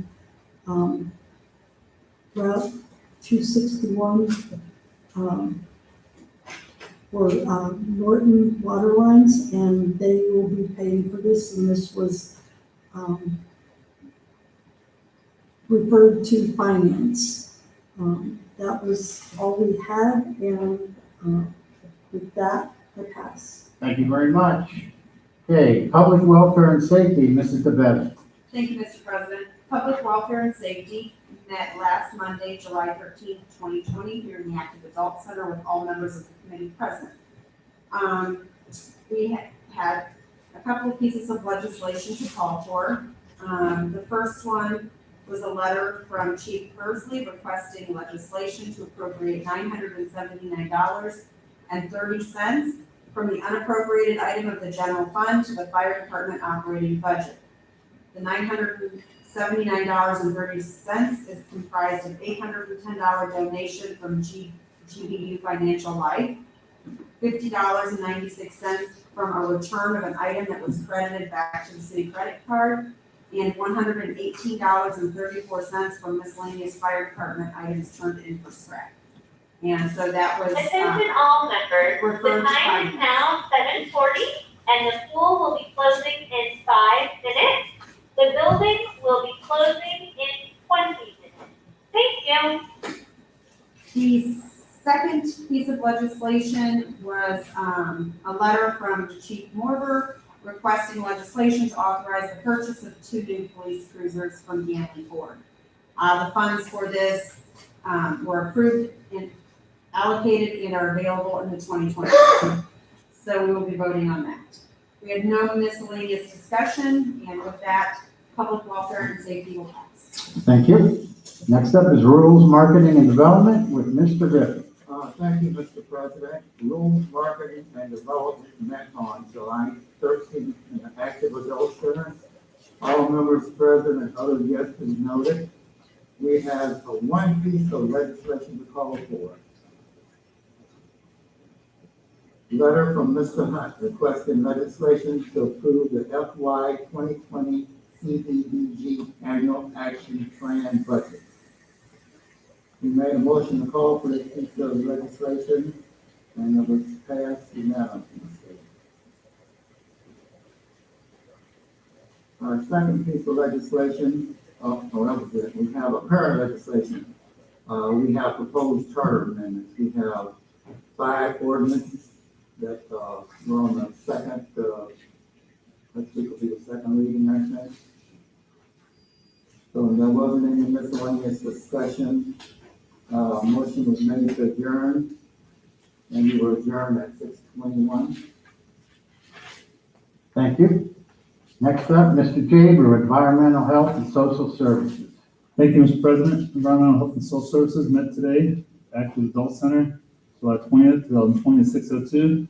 All members present, other council members noted. We had no new request for legislation and also no miscellaneous discussion. And we adjourned at 6:03, and with that, I pass it. Thank you. City Properties, Parks, and Recreation, Mr. Hyde. Thank you, Mr. President. City Properties, Parks, and Recreation met last Monday, July 13th, 2020 at 6 p.m. here in the Active Adult Center. All members were present. Everybody noted on my sheet. We had no new requests for legislation. Our miscellaneous discussion revolved around the small dog park expansion that is now completed and made possible completely through private donation. And through that Monday in the afternoon, the parks distributed 5,410 lunches, 2,473 birdie bags, 1,207 camp boxes. And with that, I pass. Thank you very much. Finance Personnel, Mrs. Fry. Thank you, Mr. President. Finance and Personnel met this evening, beginning at 6:50. All members of the committee were present, as well as all council members and guests as noted. We have had several requests for legislation. The first was a draft ordinance titled Appropriation Fire Department. This was referred to us from safety, and Mrs. DeBevick just gave the explanation of that detail. Our second piece of legislation was a draft ordinance titled Appropriation Utilities Department. This piece of legislation was appropriating $565,000 from the unappropriated item of the water fund to the water fund capital budget. This appropriation is for the Route 261 project that is taking place in Norton in several locations. And this particular appropriation will be paid by the city of Norton because all of the work is being done there. We got a loan, and they have agreed to repay it because it's for their particular community. The third piece of legislation was a draft ordinance authorizing payment. We are authorizing the Director of Finance to pay an invoice to Engineering Associates in the amount of $62,000. This particular draft ordinance is actually a part of the $565,000 appropriation in the draft ordinance that was mentioned previously. This is for a couple of POs that were not paid in a timely manner, but they do have to do with this particular appropriation. And as I said, these will be paid, and it is part of the $565,000. It's the same project. Then we had one late request for legislation and had to invoke Council Rule 702 to suspend Council Rule 302. This was a draft ordinance titled Additional Tax Levy, Resolution to Proceed to the Ballot. A resolution to proceed with the submission of the ballot question of levying an additional 3 mil tax to ensure sufficient funds for current operating expenses of the city of Barberton. Mr. Flaker was asked by Mrs. DeBevick about the actuals that we have gotten so far this year. And the last time we received monies from CCA, it was in the amount of $951,000, which is down $500,000 from last year. CCA is behind in the reporting, so we're not really sure if those are accurate figures, but it's all that we have at this particular point. We also discussed the tax levy that has been certified by the fiscal officer.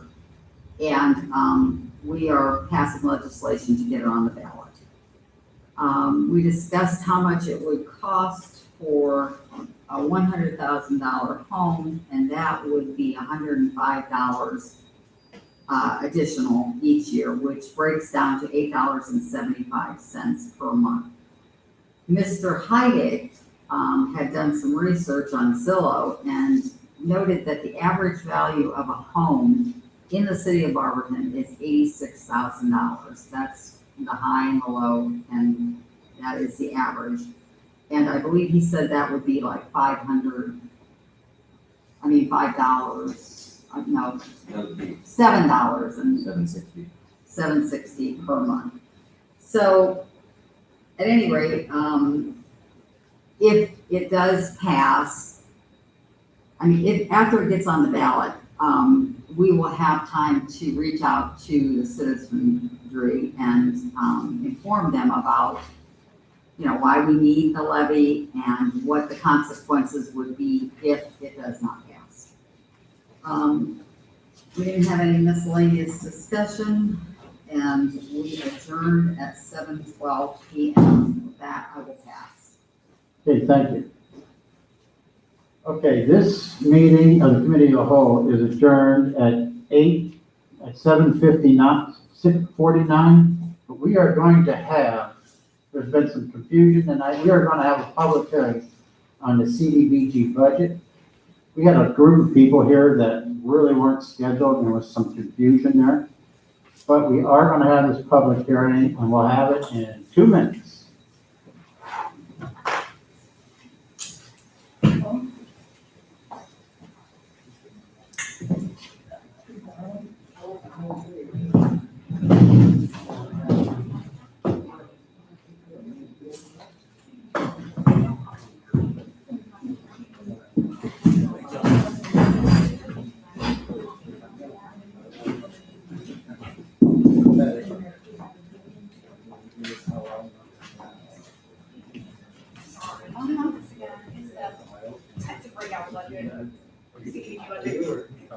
I'm just passing this out, so that people have a preference.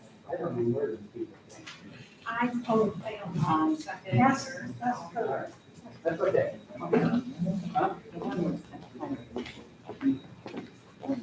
Yeah.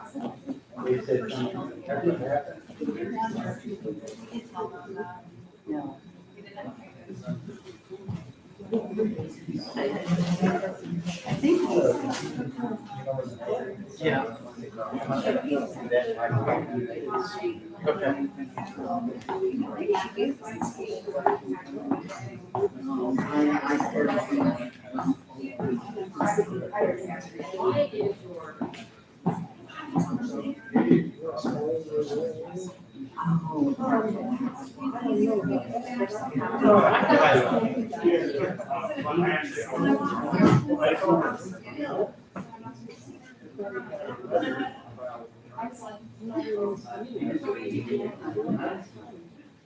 Are they?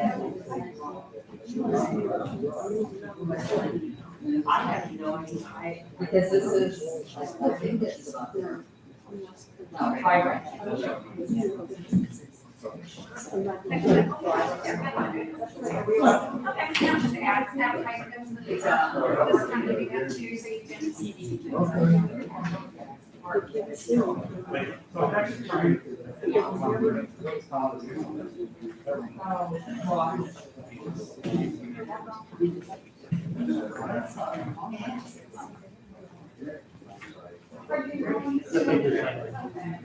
Thank you.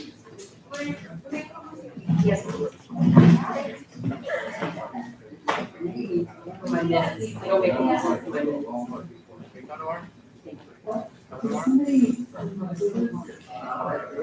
Okay, let's get started. I got pictures.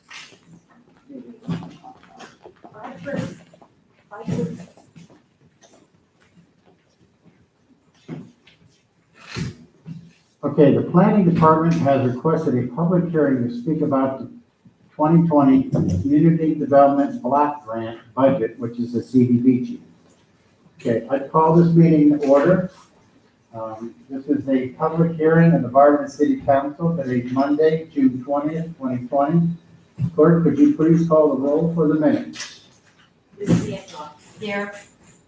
Mrs. Coburn. Here, Mrs. Coretta. Here. Mrs. Fry. Here. Mr. Greer. Here. Mr. Durkin. Here. Mr. Heidi. Here. Mr. Jaber. Here. What is the time? 7:52. Mr. Hunt, you have the floor. Thank you.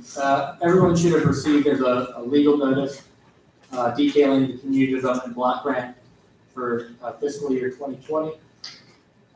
As you all may know, we are an entitlement community through HUD, and that stipulates certain things. We work directly with HUD rather through the state of Ohio, and we receive an annual program year budget. In terms of 2020, it's detailed there in that report, but it's $657,000 roughly. And so we're required through HUD to hold 3 public meetings. This is the 3rd of those public meetings. We hosted a public meeting last Tuesday, our design review meeting, and then a second public meeting at the City Planning Commission meeting on last Wednesday. So, and this was all advertised in the Barberton Herald, including tonight's meeting as well. So, HUD requires certain things, including they put caps on how you can spend that money that I mentioned earlier. So detailed before you is a report of what we anticipate for fiscal year 2020. So this is year 1 of a 5-year consolidated plan. So each year we have to go through and do this. And there's really 4 goals that we look towards in terms of directing that money. Those are detailed as well, I believe, in your report. If not, I can get you those.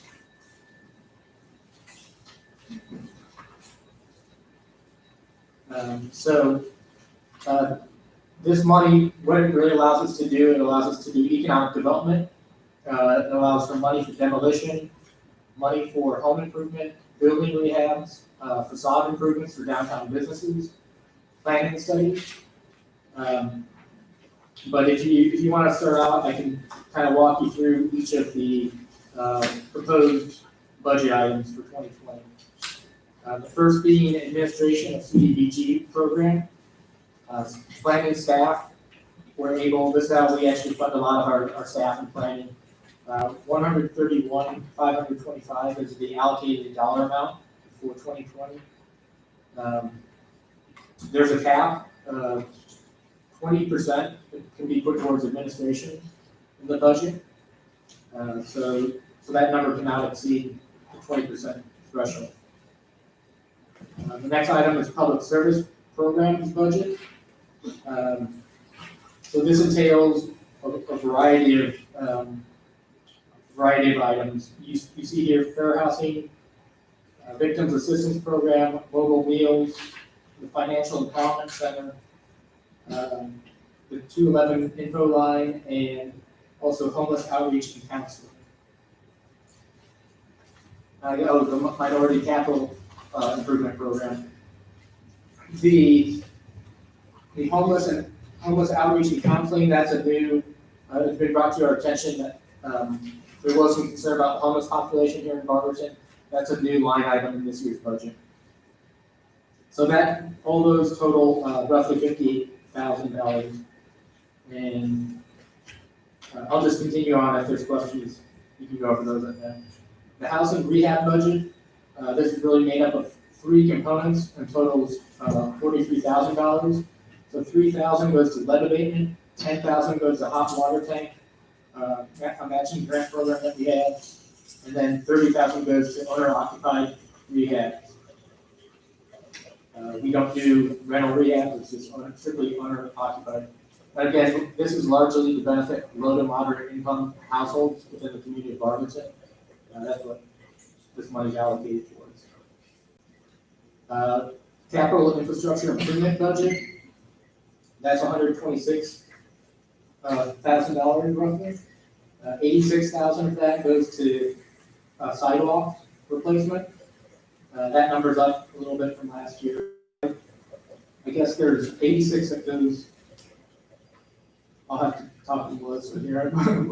Melissa, I'll call on you afterwards. But there's a total of 126,000. But I know the sidewalks are up from this year. The demos budget is $80,000.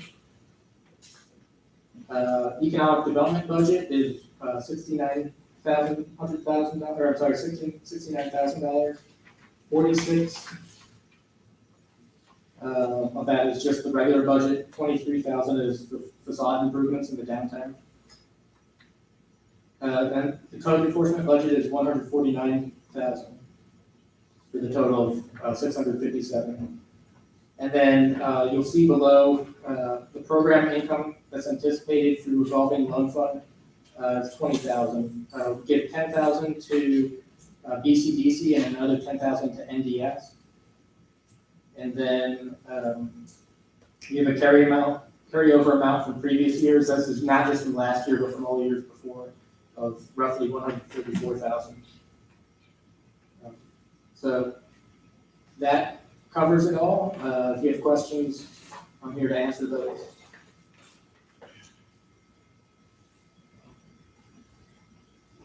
Who's first?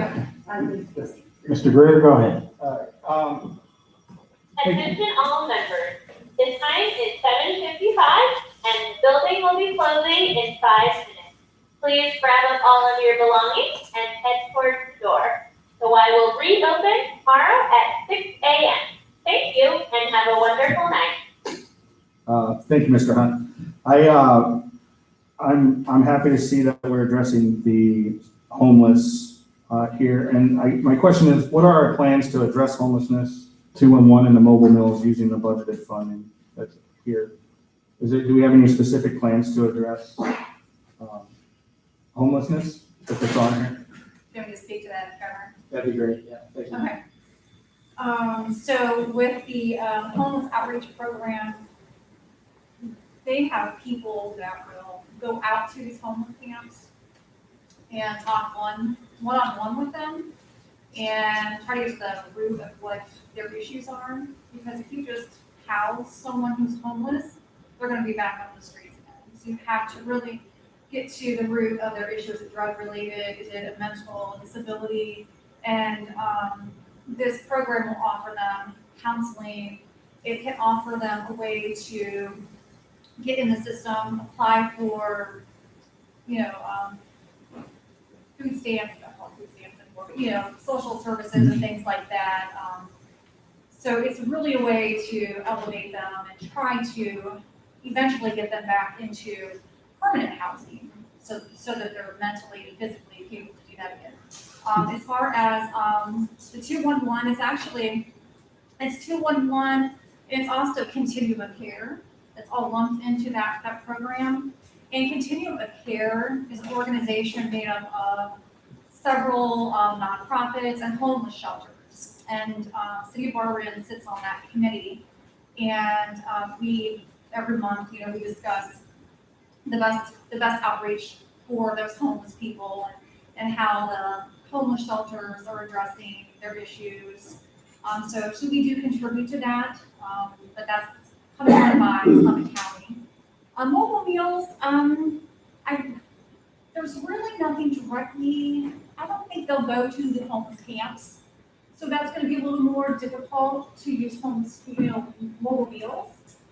But the Salvation Army gets a lot of homeless people that come there on a regular basis. So they do have a food source, if they can't walk to the Salvation Army. So that's kind of our plan in place right now, trying to get those people their needs met for the time being, and hopefully long-term. The funding, the 10,000 for mobile meals, is that just something that we would donate, contribute to organizations? So there is a company, it is Mobile Meals, and they will go, they usually serve individuals low to moderate income, a lot of elderly households they'll go to, and they give them more meals on a daily basis. Okay, I just got one more question. The homeless, is that a service that we are providing? You said is that another organization? It'll be, that we're partnering another with? organization, we won't have these capabilities, to do that, so we're gonna contract with another organization to do that. Awesome, great, thank you. You're welcome.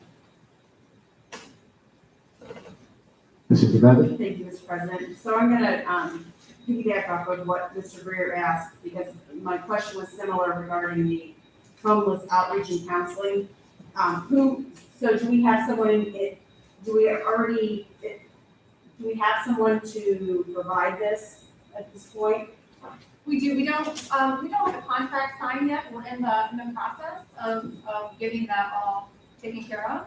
But yeah, there is an organization, actually they sit on the board of Continuum of Care.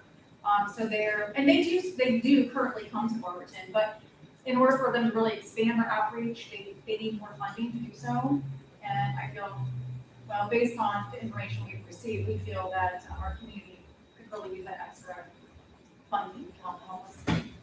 Thank you. I have just a couple more questions.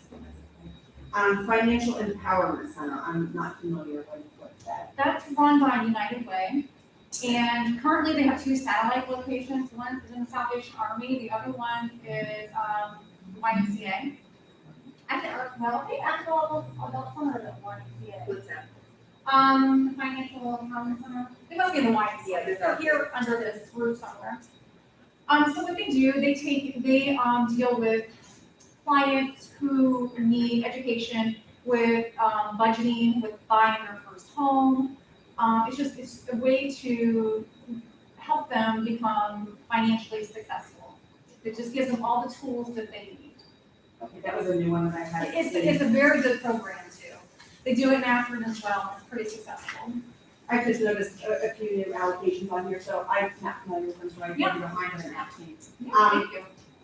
What about the Minority Contractors Capital Assessment Program? That's another, This is brand new, and we are actually partnering with Summit County on this, and it is a program that assists the underserved population. It helps give them all the tools they need to become a successful entrepreneur. So It gives them a computer, it gives them mentoring from another successful business, and it's geared towards a contractor to help him build his business. But, I mean, it's all the wraparound services for that individual, I want to say, for a long period of time, to help make that business successful within the city of Arlington. Thank you. I also have, I don't think we went back to it, the capital infrastructure improvement budget. 40,000, I believe it says here, is allocated for sidewalks in low-income areas. And I believe it was indicated last week that was for 4th Street. What about the other 86,264? So the remaining amount right now, we don't have it all allocated just yet. We are putting some of, we do plan on putting some of it into the parking lot though, right? Okay, would you plan on making some city parking lot improvements with that money?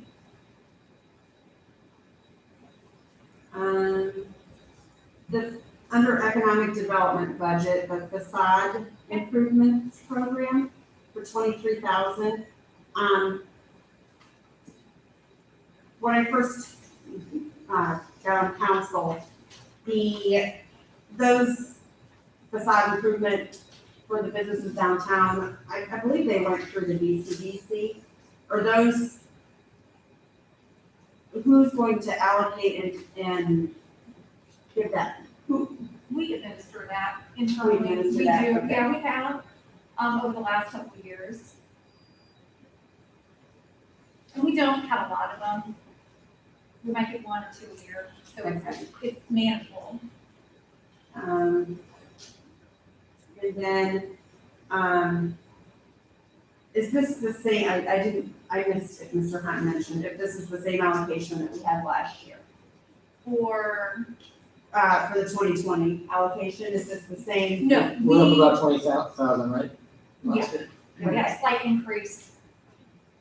And, the 134,000 carryover, I know there's a timeliness factor, so when would that money have to be used? Well, because of COVID, everything's up in the air right now. Typically, when you have your so if we're using 2020 and there's no pandemic in sight and everything has gone smoothly, we would have until, I want to say the end of November to use, just 1.5 times, just calculation. You do have to use so much of your allocation. But it's not going to be possible this year. So they're going to get extensions on that. Okay. Yeah. Thank you very much for answering my questions. I appreciate it. Mr. Gaber? Thanks, Mr. President. Mr. Hunt, is there any way we can, for the sidewalks, emphasize more towards downtown, like going towards Tusk, going towards 8th Street? There's some sidewalks in front of that park right there in front of the church. You see a couple big, There's a gap there. yeah, you got them, there's a little bacon of the tree branch. Certainly something we can study. And also, I'm on Ward 4, but I was in Ward 3 over the weekend, walking around, talking to neighbors. It's bad over there too. And I think we start showing some more love, more beside Ward 3 is off by George Street and also like Frank Street. Which recently, this is helping. Do some sidewalk down there also. We'll take a look at those. Thank you. I appreciate it. Thank you. Any other questions from council or the administration? Okay, are there any other questions from council or the administration? Are there any other questions or comments? Hearing none, the public hearing is closed at 8:10.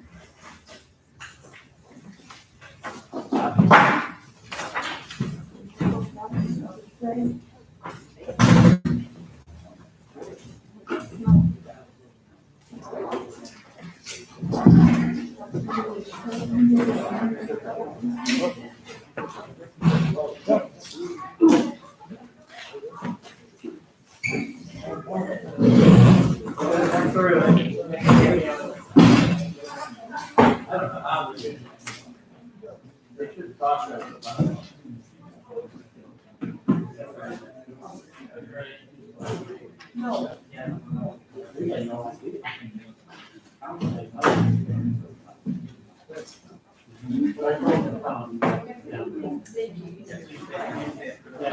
one per.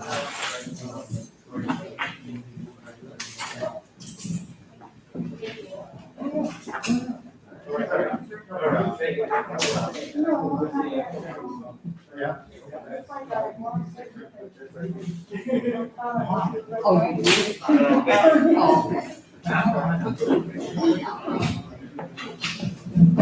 Thank you, Trevor. Thank you. Good to see you. Again? Yeah. Well, tomorrow we have board of zoning, don't we? Hey, where's the? 5:30. Yeah, they're gonna have a special. Right. Oh, yeah. Oh, don't worry, they'll come Because out. that's gonna be, It's not. that's gonna be, Greg's first one.